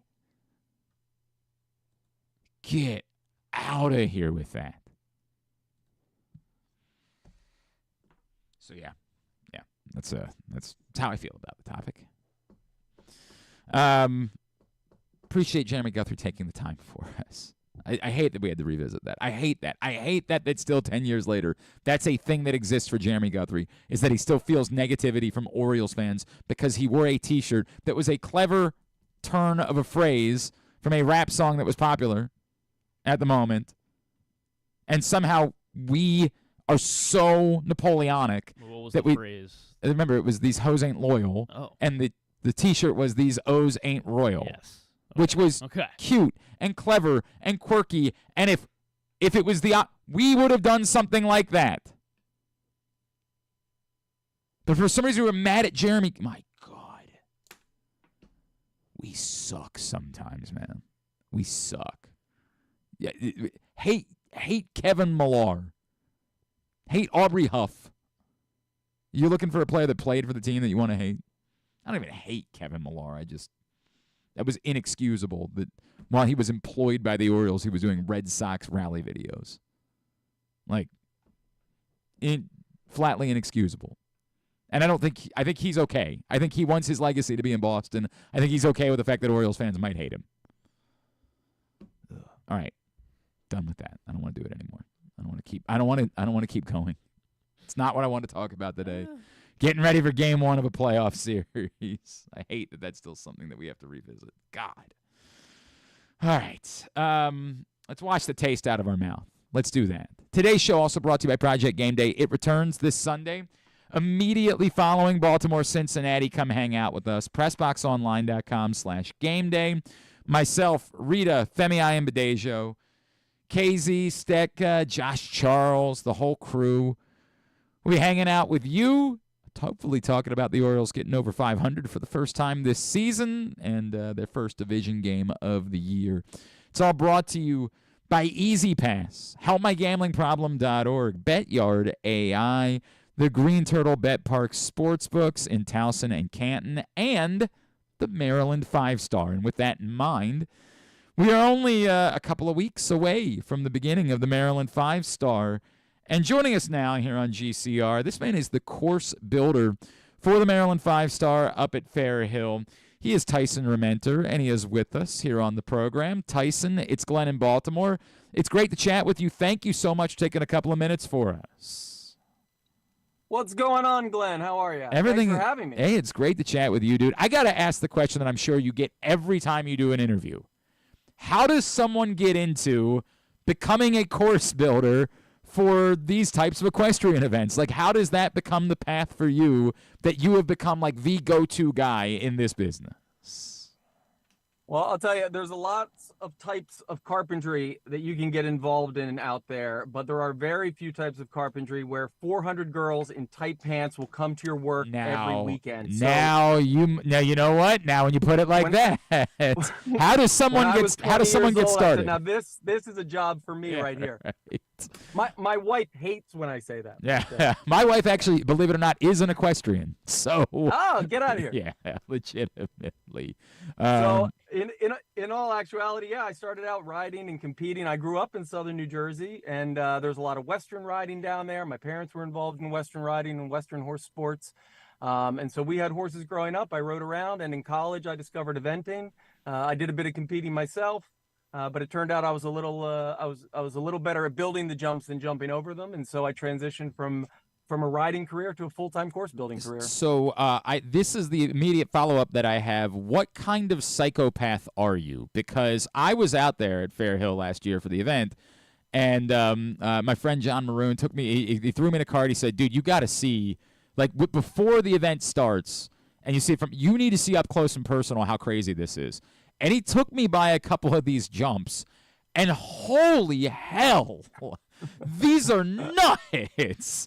What kind of screws are loose in your brain? What, even now, I mean, I've been at this full time for 20 years, and it's still, when you get to these 5-star level competitions, it is some of them I still walk up to and think, this looks impossible. I can't imagine that they can do this. But these horses and these riders, like I've said before, like they're not thoroughbreds. They're not racehorses where they're 2 and 3 years old. Some of these horses that are competing are well into their teens, 15, 16 years old, and they develop these relationships over the course of more than a decade with these riders, getting up to this level. I have an 11-year-old who's a gymnast, and if you watch the Olympic level gymnasts, you think, how in the world do they get to that level? But when you watch someone like my son who started at 5 years old and you see the progression, it's like it's just like anything else, that it takes a long time. It doesn't happen overnight. Both the horses and the riders, they work years and years and years to get to this level. And when you see them do it, they make it look easy. But you walk up to these jumps on foot, it is absolutely unbelievable. So tell me about how you go about building the course. Like when you find out that this is going to be your role with an event, again, one of the biggest events in the world. What is the thought process? How do you go through building a course? Yeah, the first conversations start now. I'm the course builder, and I work with the course designer. Right. And so it's sort of like an architect and a home builder relationship where the course designer lays out the plan, and then we work within the budget to get all the jumps built. And we start literally as soon as the competition this year ends, we start planning for next year. We have our first big on-site meeting in January. This year we did it in 2 feet of snow. We walk around, we lay out the track, we measure. The course has to be a required distance. There's a required distance, there's a required number of jumping efforts, required heights and spreads for all these fences. So we do a big planning trip in January. The course designer, who is from Scotland, Ian Stark, he flies over again in March. We do another big planning meeting in March where we really dial in all the details. And then the first week of May, when the grass gets growing, that's when we do any earthwork that needs to be done, any groundwork.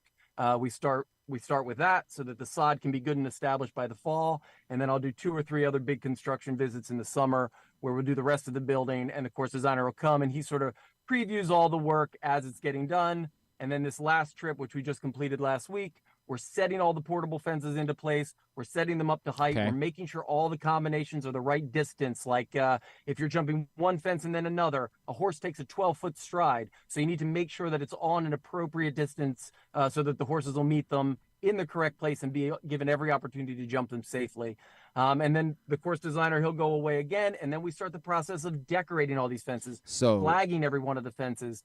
So yeah, there's a lot that goes into it. That part, but we're chatting with Tyson Rementer. He's the course builder for the Maryland 5-Star, Maryland5star.us. That's with the number 5, Maryland5star.us. Tickets available for the Maryland 5-Star October 17th or 20th up at Fair Hill in Cecil County. One of my favorite things about checking out the course was you talk about designing, how much local flair was incorporated into the jumps, into the various obstacles on the course. How much fun has that been for you, and why was that so important for this event to reflect Maryland, to reflect this region? That's right. There's only 7 5-star events in the world. So if you miss out on this one that's in Cecil County, you're going to England, you're going to Germany, you're going to France, you're going to Australia. So they're not nearby. We have one in Lexington, Kentucky, but that is it. And so we really want to showcase the local community. We really want to showcase what Cecil County, what the greater Baltimore area has, because we're showing this off to the world. And so we put in these jumps that look like the Orioles. We've got a Camden Yards themed fence. We try to bring in a lot of the local flavor and just that Cecil County countryside. Even if you're from Baltimore, you might not realize what a gem you have over there at the Fair Hill Natural Resources Management Area. It's thousands and thousands of acres, 90 miles of trails, open to the public. Come walk your dog, ride your horse, ride your bike. I mean, it really is a gem in close proximity, not only to Baltimore, but Philadelphia and realistically New York City. I mean, it is in the middle of a major metropolitan area, and you have this absolutely beautiful countryside. And I think everybody in the world deserves to see it for what it is. Cecil County has quite a gem there at Fair Hill. And the event itself is so cool. Obviously, it's not just the eventing, it's not just the cross country, but all the shopping and the Corgi Cup, and they make it an incredible family event. So when bring if the wife and the kids are into want to see the horses, get out there, and Dad, you won't be bored. You got beer to drink, and there's trade fairs, and there's great food. There's something for everyone. It's open to the public. I mean, there's plenty of room. Like I said, Fair Hill is thousands and thousands of acres. Bring your kids, bring grandma, bring the dog. Everyone is welcome. It really is a great event. Tyson, when do you get to breathe? When do you get to sort of wash your hands and say, I've done everything I can do.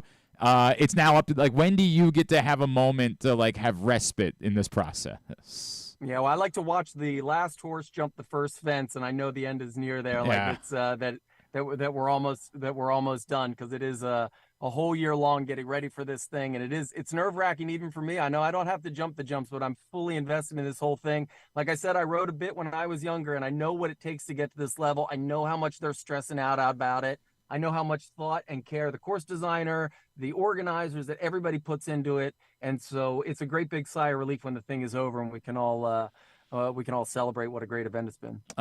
Dude, it's obviously it's an amazing event. It's a beautiful facility.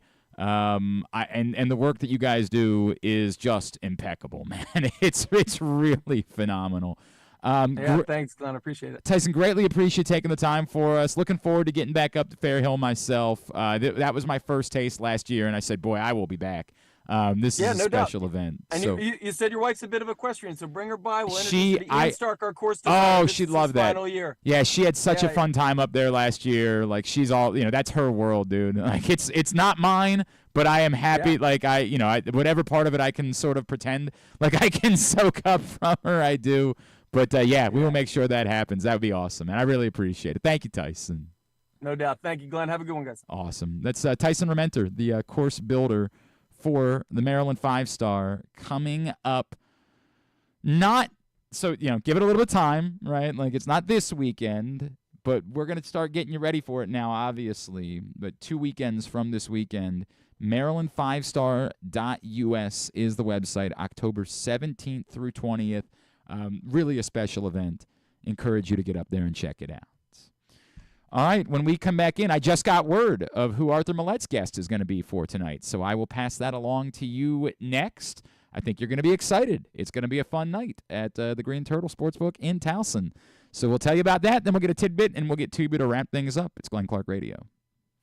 Brace yourselves for an unparalleled in-person betting experience at the Green Turtle Bet Park Sportsbook and Bars in Canton and Towson. Experience the thrill of live betting with Baltimore's only state-of-the-art Vegas viewing TV experience. Choose between our on-site tellers or the convenience of our self-bet kiosks to place your bets. Gather your betting buddies and head over to the Green Turtle Bet Park Sportsbooks today. Green Turtle Bet Park Sportsbooks in Towson and Canton. The ultimate destination for game day excitement, great food, and live in-person betting. Must be 21. Please play responsibly. Gambling problem? Go to mdgamblinghelp.org.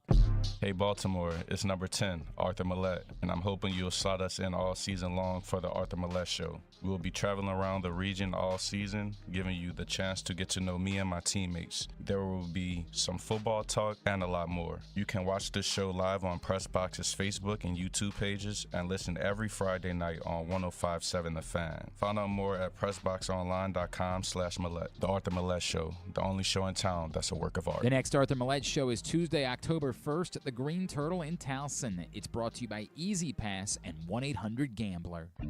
Whether your focus is luxury and comfort, convenience and technologically advanced connectivity, or sporty performance and aggressive styling, we've got the perfect Highlander for you. Check out buyatoyota.com for deals on new Highlanders from your local Toyota dealer today. The ultimate fan experience awaits you at Sports and Social Maryland. See how we're raising the sports bar with our massive 100-foot media wall featuring 40 HD TVs and a 47-foot big screen. Bet on your favorite teams and this year's biggest events at the FanDuel Sportsbook while enjoying your favorite beers and cocktails, plus our delicious takes on bar food classics. Visit Sports and Social at Live Casino and Hotel Maryland at Arundel Mills. Must be 21. Gambling problem? Call 1-800-GAMBLER. The drug scene in Maryland is changing. Fentanyl and xylazine are being added to street drugs, and you may not even know it. Xylazine is not even intended for humans, and fentanyl is an opioid 50 times stronger than heroin, and contributed to over 80% of overdose deaths in our state. Anyone who uses drugs, even occasionally, is at risk of overdose. To learn more, visit stopoverdose.maryland.gov or call or text 988. Gambling can be a fun and entertaining experience, but there are risks involved. If you're planning on betting on the game at the casino or on your phone or computer, know your limit, stay within it. Set a budget and a time to stop. Remember, gambling isn't a financial solution, and it doesn't mix well with alcohol or drugs.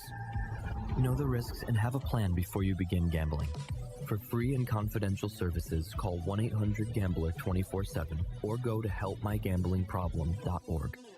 Driving in Maryland? Did you know an Easy Pass from DriveEasyMD.com can save you time and money? Of course you did, because you are a thrifty driver. An antenna reads your Easy Pass transponder and automatically deducts the toll from your Easy Pass account. There, you just saved money with Easy Pass, all without slowing or receiving a notice in the mail. Well done, thrifty driver, well done. Get your Easy Pass at DriveEasyMD.com.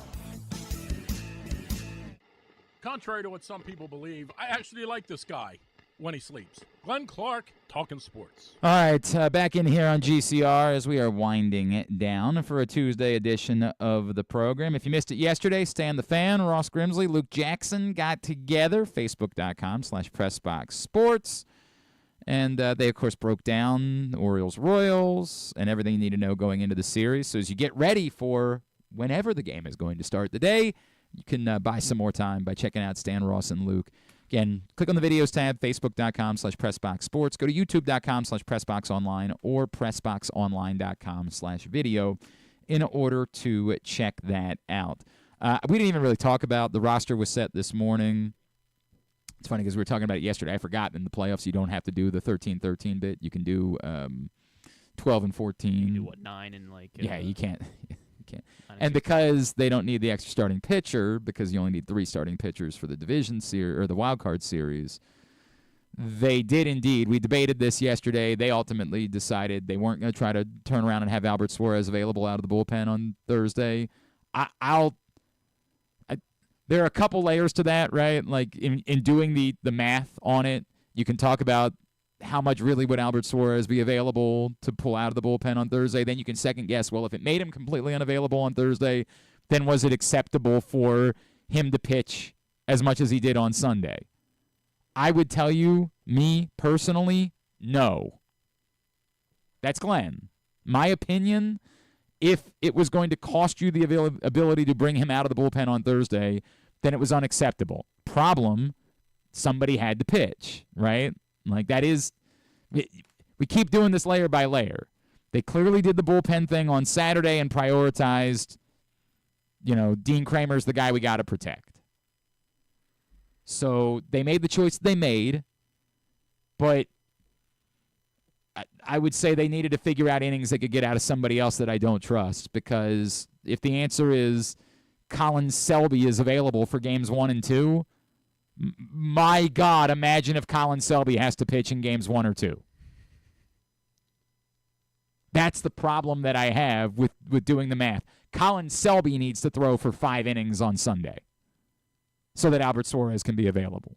That to me, you can call it second guessing, but I can't do that now. Of course, you know what this means. Obviously, that Colin Selby's definitely going to give them a big out, and he's then going to get a save tonight. Yeah. You're going to be like, you're going to say, shove it up your ass. But if that was the answer, is that pitching Suarez as much as they did on Sunday was going to cost him the ability. Now, in their mind, they might be saying, well, we're already thinking ahead to game 1 of the division series. And you can't turn around Corbin Burns from Tuesday to Saturday, so we have to have a starter lined up for game 1 of the division series, and we don't want it to be Cade Povich, so it has to be Albert Suarez. In a perfect world, you sweep the series. Dean Kramer's your game 1 starter, and then Corbin Burns can turn around and pitch again on Sunday. Actually, it would be Monday. So Corbin Burns would definitely be available for Monday.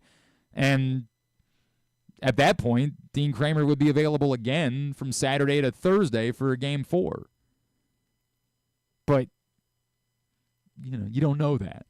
You don't know that they're going to sweep the series. So in their mind, this might really be, the calculation they did was we're thinking about a potential game 1 of a division series, and the difference between having to throw Albert Suarez or having to throw Cade Povich.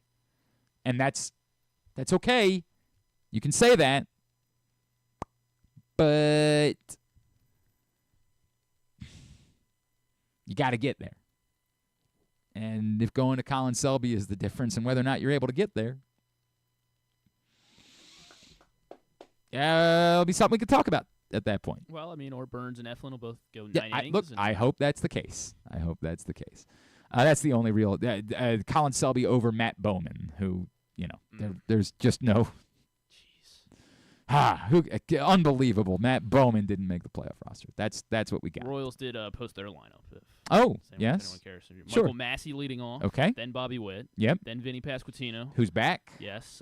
Salvi batting fourth. It's Yuli. Yeah, Yuli Gurriel. Yeah, not Lourdes. No. Yuli Gurriel batting fifth at first. MJ Melendez. Tommy Pham is in right batting seventh. And then Isbell. What's Isbell's It's not name? Jason Isbell, the former singer of the Drive-By Truckers. I'm pretty Kyle sure. Isbell. Yeah, Kyle there Isbell. It is. Yes. Kyle Isbell. Yeah. He'll get a stolen base today. And then Michael Garcia batting ninth with Cole Reagans on the bump. Very good. Very good. So that's what you need to know for the Royals. The Orioles have not put out their lineup as of yet. So we will see about Adley Rutschman again, how many lefties, how many righties, given Cole Reagan's reverse splits, as we hope that there's a baseball game coming up today at 4 o'clock. What we know definitively is that there is an Arthur Maulet Show tonight at 7 o'clock. And you can stop asking me, because we do now know that Keaton Mitchell will be Arthur Maulet's guest for the Arthur Maulet Show tonight. Excited about that. Hoping to see Keaton Mitchell back out on the field himself. Imagine, as good as this running game is, imagine adding Keaton Mitchell into that. There's one thing that Femi and I were texting about during the game. It sounds crazy because they're the best running team in football, but it does feel like they could use one more back just to take a couple of snaps during the just one more, when they are getting into the bulk workload that they might want to get into. It just might be nice to throw one more back into the mix, and they clearly don't want to do that with Rasheen Ali. It'd be nice to have one more veteran, but it's what it is. Somebody asked me last night about looking ahead at the trade deadline and if I thought the Ravens would be active. I don't know that I'll write a column about it. If I wrote a column about it, I would say wide receiver. That would be, if the Ravens were to be active, it would be, to me, they would, and I know that we've been doing this eternally, but Or an O-lineman. Yeah, that's a complicated. Yes is the correct answer to that. At the same time, they made the decision that this was their group before the season. At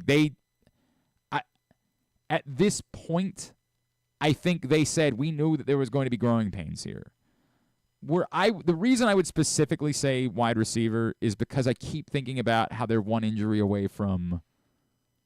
I mean, I think about the same way on the O-line, I but yeah. I get it, and that would be unique if it was Stanley or And it's also like, if it was Stanley or Linderbaum, then you would feel that way. Whereas they did have one injury on Sunday night, and they then got the best output that they've gotten from their offensive line all season.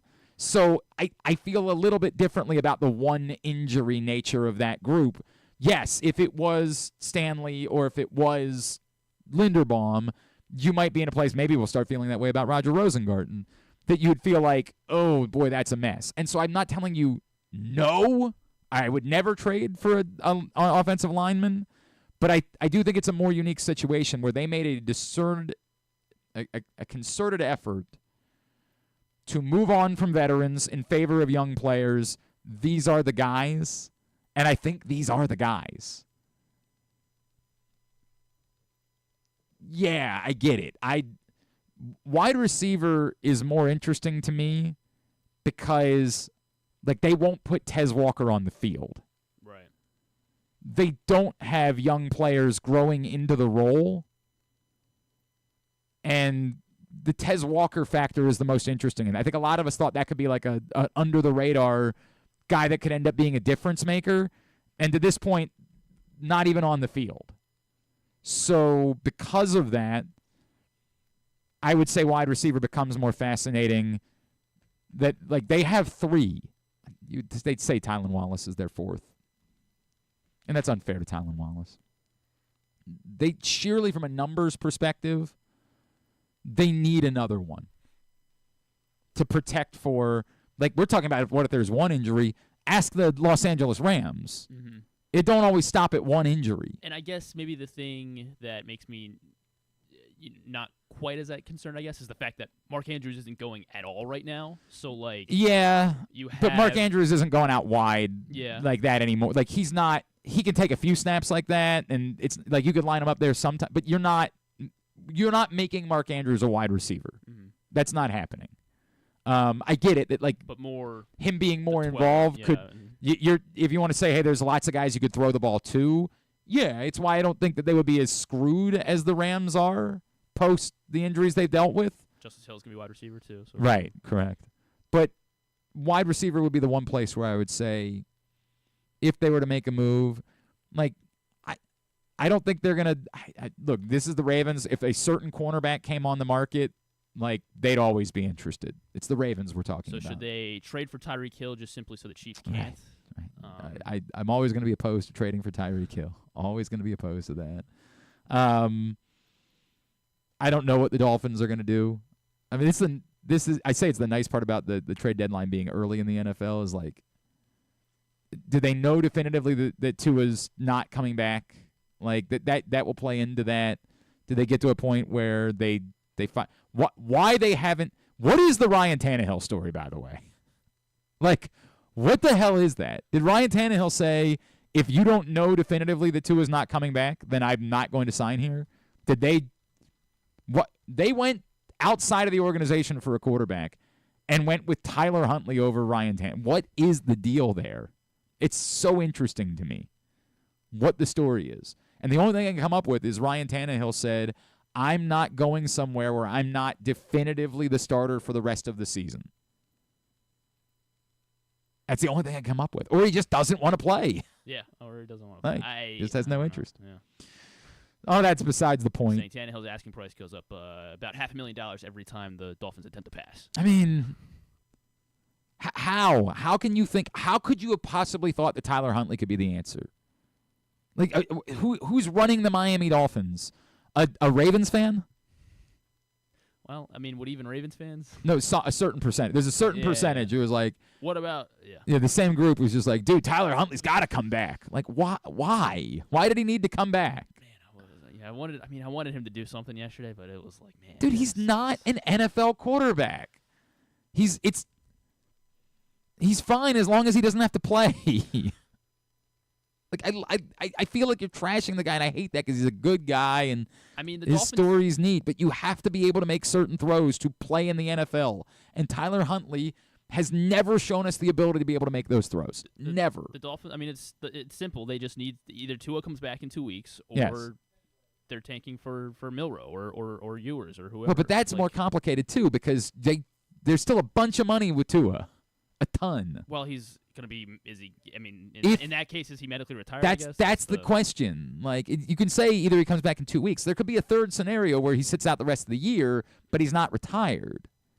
And also, I don't think they can afford to have him retire. I think we did the math on that. They'd be effed if he retired. The dead cap would be disastrous. I get it in a scenario you're drafting your quarterback, then, you don't have to pay that quarterback such a significant amount of money, but it's still a ton of money to be sitting there as dead cap. Caleb Williams got $25 million in. Yeah, that's a dicey situation. That's not our problem. Somehow all of this is where we went after I was just trying to tell everybody that Keaton Mitchell will be joining Arthur Maulet for the Arthur Maulet Show tonight. Green Turtle Sportsbook in Towson. That's where we will be. Find out more at PressBoxOnline.com/Maulet. Get his thoughts on it. Why? Keaton Mitchell joins us tonight. Looking forward to that. That'll be a lot of fun. Hope to see you out there. I don't know what my plan is for watching the game yet because that's still, like everybody else, dependent on when does the game start. It's easy for me to say I'll go over there and watch the game beforehand. But if I show up at 4 o'clock and the game doesn't start until 6, then I don't know. So I don't know what my plan is going to be. I've had a bunch of people ask if I would just go down to the game. That's what Griffin and Rita are doing. They're going to duck in for 5 minutes or whatever, and then swing my towel. And duck right back out, experience the atmosphere, and then leave. No is the answer because I have to prep the show. I have to do all the work. That's the. You have to be the adult. Somebody's got to be the adult in the room. And I had also said I wasn't going to a game until the ALCS this year. That so was. Now you have to live by it. I don't have to, but Cal Ripken walks in and he says, "Hey, Glenn, I want you to sit next to me. Me and the judge in the front row." Fine, Cal Ripken. If I had a nickel for every time. For every time he came in and jerk. Keaton Mitchell tonight. We will see you there. All right. Hey, if you haven't picked up the print issue of PressBox yet, go do that right now at your neighborhood Royal Farms, any of the hundreds of locations around town where you find PressBox, and read it all at PressBoxOnline.com. That's Kyle Hamilton on the cover. Go pick it up for free today. Great cover story from Bo Smolka before it's gone. All right, how about we get a tidbit? Have you ever thought of taking a cruise to these wonderful destinations with sunny skies and beautiful beaches? Well, wait no longer. We're ready for you to cruise from the Cruise Maryland Terminal. Have a little phrase that you can go from baggage to margarita in about 15 minutes. Choose fun with an array of destinations, onboard activities, entertainment, and world-class cuisine. Contact your travel agent and book your cruise today. Let your adventure begin. All right, what you got? You keep trying to say how. Oh, Jared we Goff- didn't talk at all about Pete Rose. Oh yeah. Damn it! I'm sorry. I don't mean to step. I really don't. It just struck me. I don't know. It's a complicated thing to talk about, right? Because it would be inappropriate to call Pete Rose a good guy because there's an awful lot of stories that say beyond the betting on baseball part. Even if you said, hey, separated from betting on baseball, I found Pete Rose to be a good guy. No. Do a quick Google search. Pete Rose was one of the most incredible baseball players of all time. I mean, bar none. One of the greatest in the top 5 to 10 conversation of all-around baseball players, greatest baseball players ever. No question about it. His legend did grow in part because of the betting scandal, but his legend was based on how insanely good of a baseball player he was. Insanely. The story is too complicated for one sentence to tie it all up. My opinion had long been that at some point Pete Rose should get into the Hall of Fame. That it's a more difficult reflection for the sport than it is for the Hall. I have argued that perhaps you do it, that the trade-off is he's not allowed to have an induction ceremony. That he can go in and be recognized with a plaque, but you don't have an induction ceremony. Famously, there have been many stories about players, Hall of Famers, who have said they would boycott. They've done the same thing with Barry Bonds. And I know that, like, for the actual formality, for the entity that is the Hall of Fame, they need that weekend. They need the celebration. They need all the players there. So that is difficult for them. And it's difficult for baseball, their partner for Major League Baseball, in discussing this topic. I think there should be a plaque recognizing Pete Rose as a Hall of Fame baseball player. Now, in the same way, and I heard my friends on the Big Bad Morning Show talking about the complication of, like, should there be a clause about, the stories about Pete Rose and potentially being a rapist, that you want to have a conversation about that being disqualifying, I got no problem having that conversation. No issue whatsoever having that conversation. But leaving him out of the Hall of Fame because of betting, that's always been one that I thought that at some point they should try to figure out a way. Baseball doesn't agree. To them, there has to be a sanctity thing there. And we've talked about this with football players that have been busted in recent years, and it is to them, it has to be that cut and dry. You have to believe that the product that you're watching is legitimate. I don't even have, as I've said before, I soured on the UFC, and I don't even know definitively that the results are illegitimate.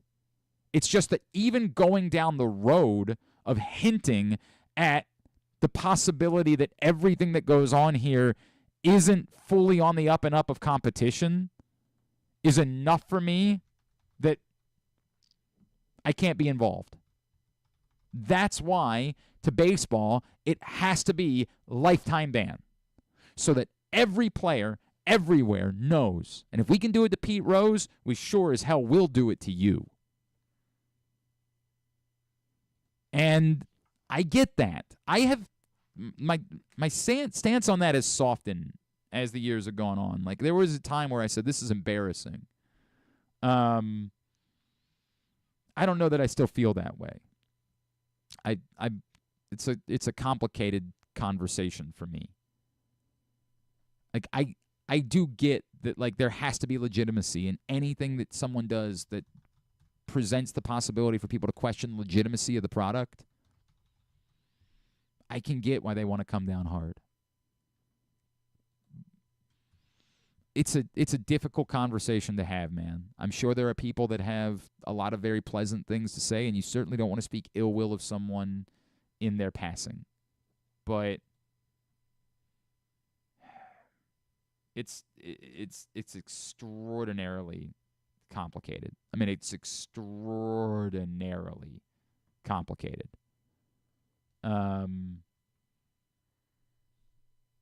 So I got nothing, man. Yes, there were statutory rape allegations that were made about Pete Rose. They were from a very long time ago. It's a difficult thing to visit, and I've said I get it. Like, there's no criminal. I couldn't say anything confidently about Pete Rose one way or the other than damn good baseball player. Damn good baseball player. One of the greatest we ever saw. But that's the only thing I could ever confidently say about Pete Rose.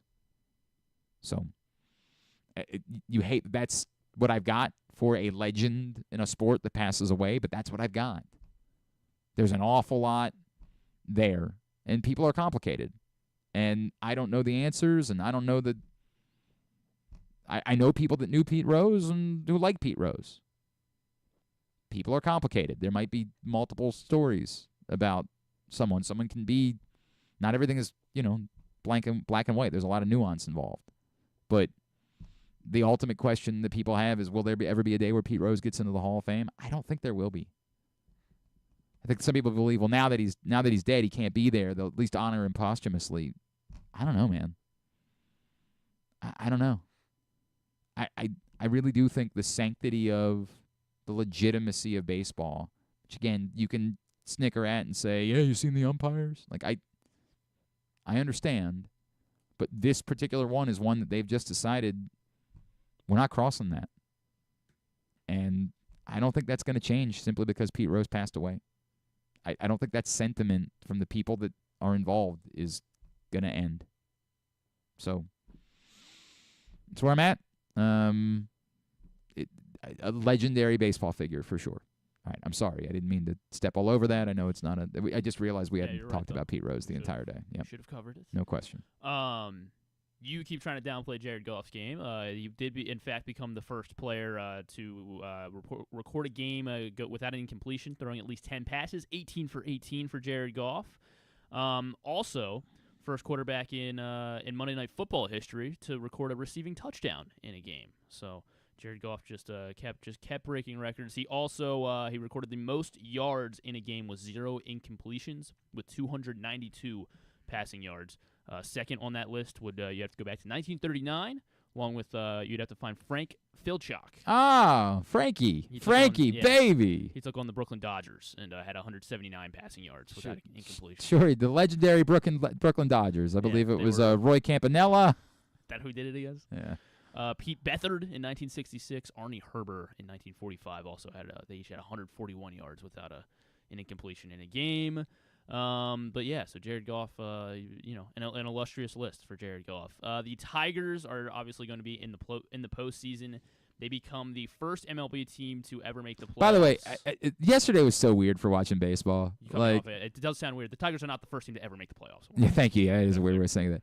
The early game ended up being like the most. By the way, I had been watching wrestling and then I flipped over at like the 8th inning where everything started happening.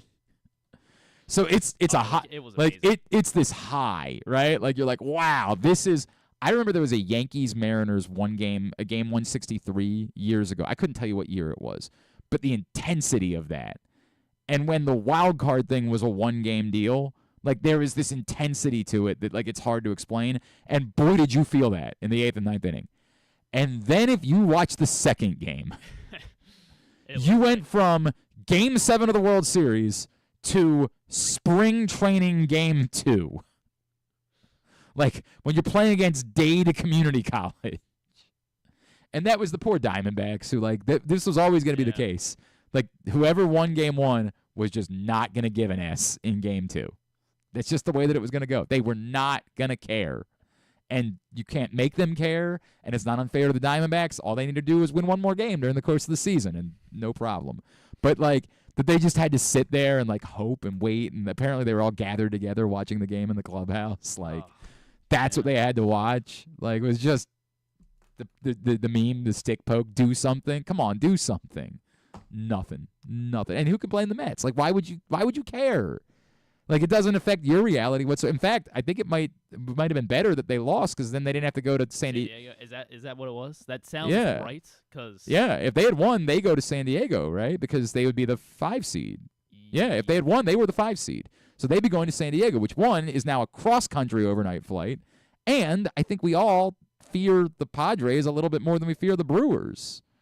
Like, probably, like, on paper, Yeah.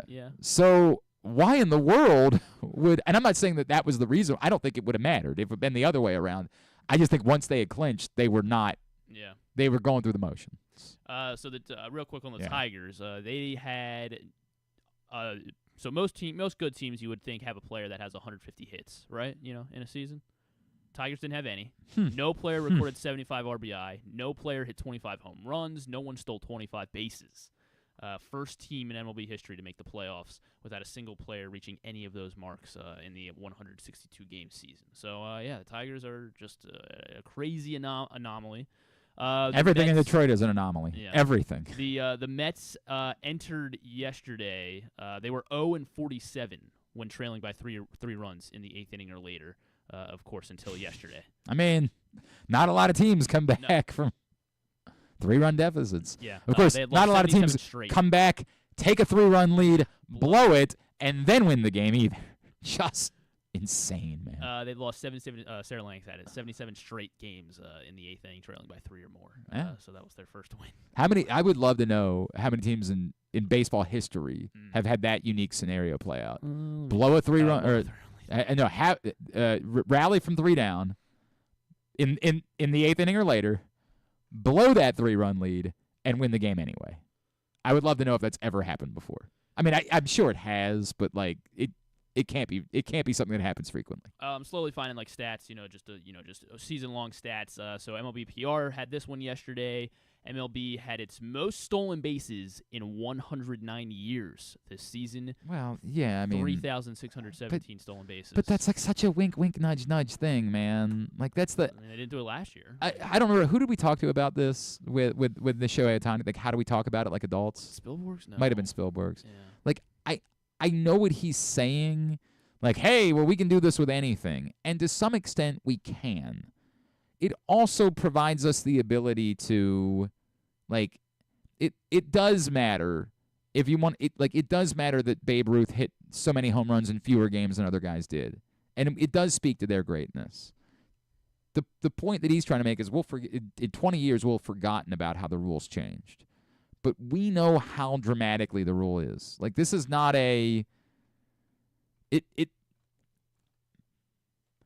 If Babe Ruth had a few more games, he probably hits 5 more home runs, right? I don't know how many stolen bases Shohei Ohtani has with the old rules.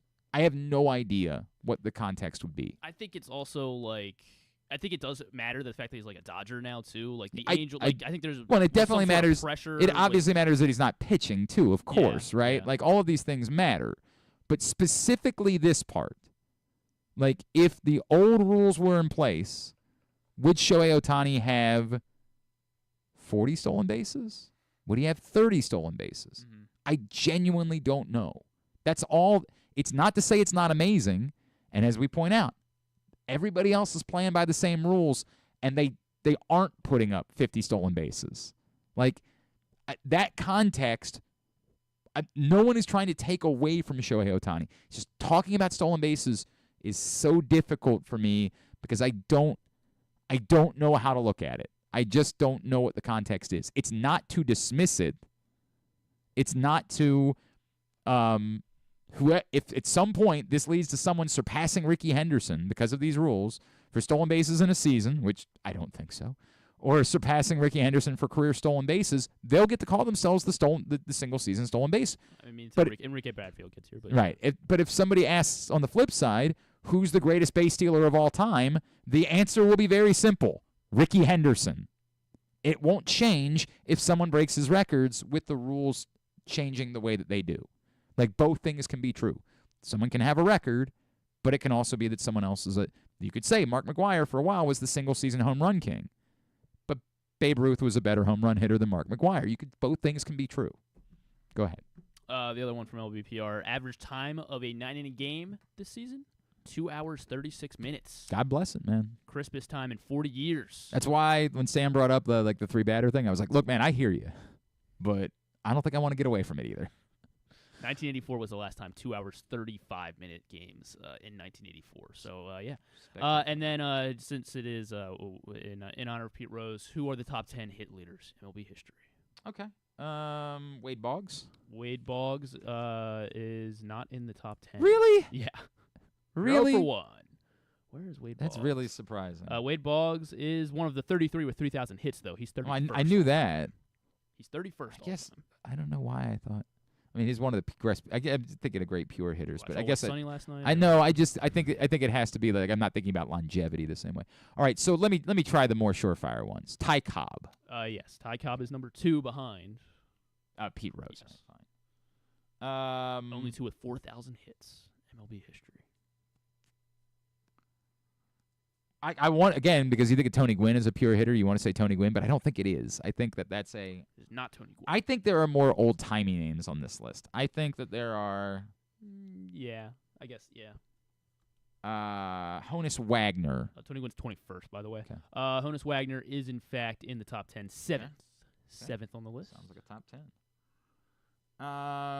3,400 plus. What's the cutoff? What's the lowest number? So the lowest number is 3,300. All right. So Jeter's on the list, isn't he? Mm-hmm. Jeter is 6th on the list, ahead of he's 35 hits ahead of Honus Wagner. Okay. Is Pujols on the list? Pujols will round out your. Oh no, he's 9th. He's 9th, so it does not round out the top 10, but he is 9th. Are there any more modern guys on the list? No, Jeter and Pujols. Okay. And then I guess everybody else before the millennium. Before the millennium, I still consider modern. So then there's still, modern guys. Okay. George Brett.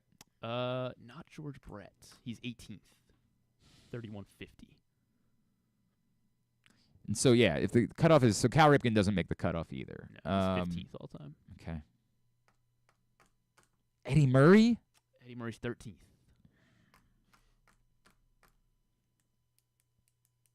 Paul Molitor. Paul Molitor is top 10. Huh? He is 10th. So I got 6. Mm-hmm. All right. Should I be old-timey? Nap LaJoie. Not Nap LaJoie. He's 14th, sandwiched between Eddie Murray and Cal Ripken. Awesome. How about... that's going to drive me nuts. Tris Speaker. Tris Speaker is top 5. Hell yeah. 3,500 hits for Tris Speaker. So you're missing 3, 4, and 8. Like I want to say Ted Williams, but Ted Williams went to war, so it's not Ted Williams. Not Ted Williams. He is a measly 77th. Well, he went to war, so we're gonna give him a pass. How about Hank Aaron? Hank Aaron is number 3 on the list. Wow. He has the most hits among guys not in the 4,000 club. Wow. 3,770.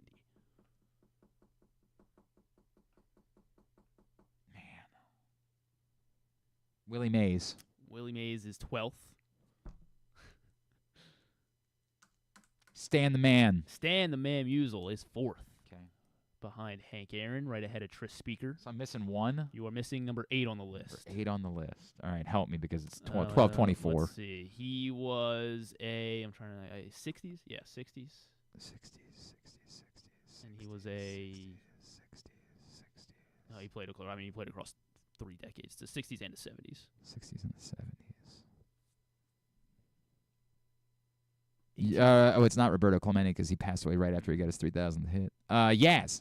Yes, Carl Yastrzemski is 8th on the list. Okay. And then you named everyone in the top 15 except for Eddie Collins, who was 11th on the list. How about so that? Eddie Collins. How about the that? top 15 for everybody. The only trivia from last night. Hang on a second. I had Proctor send it to me so I could ask him to you. Who became the first player? Who became the first player in Major League Baseball history to hit 50 home runs and steal 50 bases in a single season? That sounds pretty impressive. 1 point bonus for the team he played against in the game where he reached 50 home runs and 50 stolen Well, I know bases. it happened against the Marlins. I can't. Yeah, that was the one. Was it? That was the one. This one, you're not going to get this one. It's only tangentially sports. The theme song to ESPN's College Game Day is a version of the song "Comin' to Your City," originally performed by which country music duo? I don't know. I like it, though. Do you really? Yeah, I like it. In fairness, there's not a lot of country music duos. So Dan and Shay. It's not Dan and Shay. That is one of them, I guess. I mean, once you said there's not a lot of duos, so Yeah. It's not Florida Georgia Line. That's a duo. I don't know. Does Carrie Underwood have a good friend? Yeah, it's not Brooks and Dunn. It's Big and Rich is Big the and answer. Rich. Big and Rich. We did get that one. And this one, what is the last name of a former NHL player whose first name is Miroslav, who played 15 seasons for the Oilers, Sabres, Islanders, Penguins, and Bruins? What is the last name? Is that what you said? Yeah, what is the last name? His first name is Miroslav. Miroslav. Now, I got this immediately, but then I was helped. Like, I'll help you a little bit. What, say it again. Like, why is he? What is the last name of the former NHL player whose first name is Miroslav, played 15 seasons for the Oilers, Sabres, Islanders, Penguins, and Bruins? Miroslav.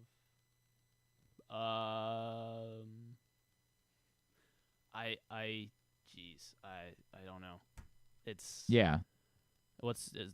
Okay, so I did not know the answer to. There was a theme. This was a themed round of questions. I did not know. I just got it because I knew who the person was. The first question in there, I don't know if you know the answer to this. In the Disney version of Cinderella, what is the name of the cat owned by the stepmother? Oh man, I should know. Should I know that? I don't know. I didn't know.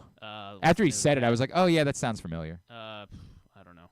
Rumpelstiltskin. The answer to that question is Lucifer. Oh. Which might help you with the name of the hockey player. Miroslav. I don't know. Locksmith. Satan, but spelled Satan. S-A-T-A-N. Okay. He was everybody always liked it a lot. He became this sort of like cult figure because his jersey said Satan on the back of it. That is kind of. We were all in on that. That's not bad. All right, let's get tubular.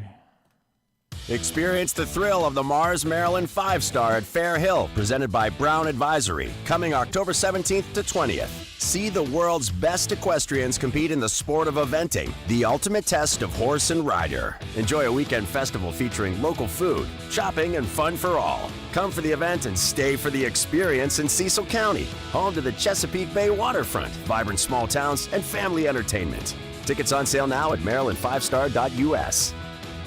All right, here's what's coming up totally tubular-wise, like you need to know. Baseball all day long, kind of, instead of doing the real all day long thing. Game 1, Royals-Orioles, 4:08, scheduled time for first game on ESPN 2. Cole Reagans, Corbin Burns, the pitching matchup. As far as the other playoff games, Game 1 between the Tigers and Astros, 2:32, Tarek Skubal and Framber Valdez. That's on ABC. 2:32. And then on ESPN, 5:32 for Game 1 between the Mets and Brewers. Luis Severino, Freddie Peralta. 8:38 for Game 1 between the Braves and Padres. And have they announced a pitcher yet? Have they made it? No, for the Braves. I did not see.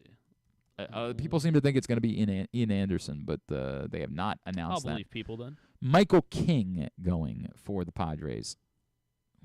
In Game 1. Of course, if you can't make it out for the Arthur Maulet Show, special guest Keaton Mitchell, you can watch it, Facebook.com/PressBoxSports, YouTube.com/PressBoxOnline. WNBA playoffs tonight, Vegas Aces, New York Liberty Game 2 at 7:30, Connecticut Sun, Minnesota Lynx Game 2 at 9:30. These are the semifinals, best-of-5 series. Big Ten Network, Penn State, Maryland soccer at 6. Did you go to the Gravis Vasquez thing? Yes, I did. Have fun? Yeah, it was great. It was great. Get to hang out with. Yes, yeah. So talk to Gravis for a That's little awesome. bit. Yeah, He's the best. Was awesome. I love that guy. I mean, he's just so proud of it too. So I love that guy. Love that guy so much. was Yeah, awesome. it's a genuinely compelling documentary. Yeah. Like I get it that we care more because we know like we love Gravis here, but like it is the lengths at which we were talking about with him, like the impact that it has on your relationships, your family, like. Watching that, there are moments that are really uncomfortable, like genuinely uncomfortable in this documentary. It's compelling. Yeah, very compelling. Because I mean, yeah, like we didn't hear from him, after he left the NBA, and you didn't realize how long that journey had been. Yeah, trying desperately to continue to play basketball. Yeah. And but yeah, I mean, it was great. Like he was like, it went until like the Q&A didn't wrap up until I want to say like almost 8:45 or 9, and then he was like still hanging out to do a meet and greet with everybody. Like the line was going out of the theater, and he was not the same energy for every single person. Remotely surprised. I mean, it's Gravis Vasquez that we're talking about. He's the best. Sorry, ESPN Plus, Drexel, UMBC soccer tonight at 7. CBS Sports Network Champions League this afternoon. Inter Milan, Red Star Belgrade at 3, Borussia Dortmund, Celtic at 3. Hockey tonight on TNT and True TV. Still preseason. Devils Rangers at 7. Golden Knights Avalanche at 9:30. And the first ever WWE NXT on the CW. Whoa. Which means I'm going to have to figure out how I watch things on the CW tomorrow. So there's an app. There better be. Like I assume. know there's like a Roku channel. So I don't know if there better be. Just like need an email or. I can sign into my father's cable, so I'll have that option.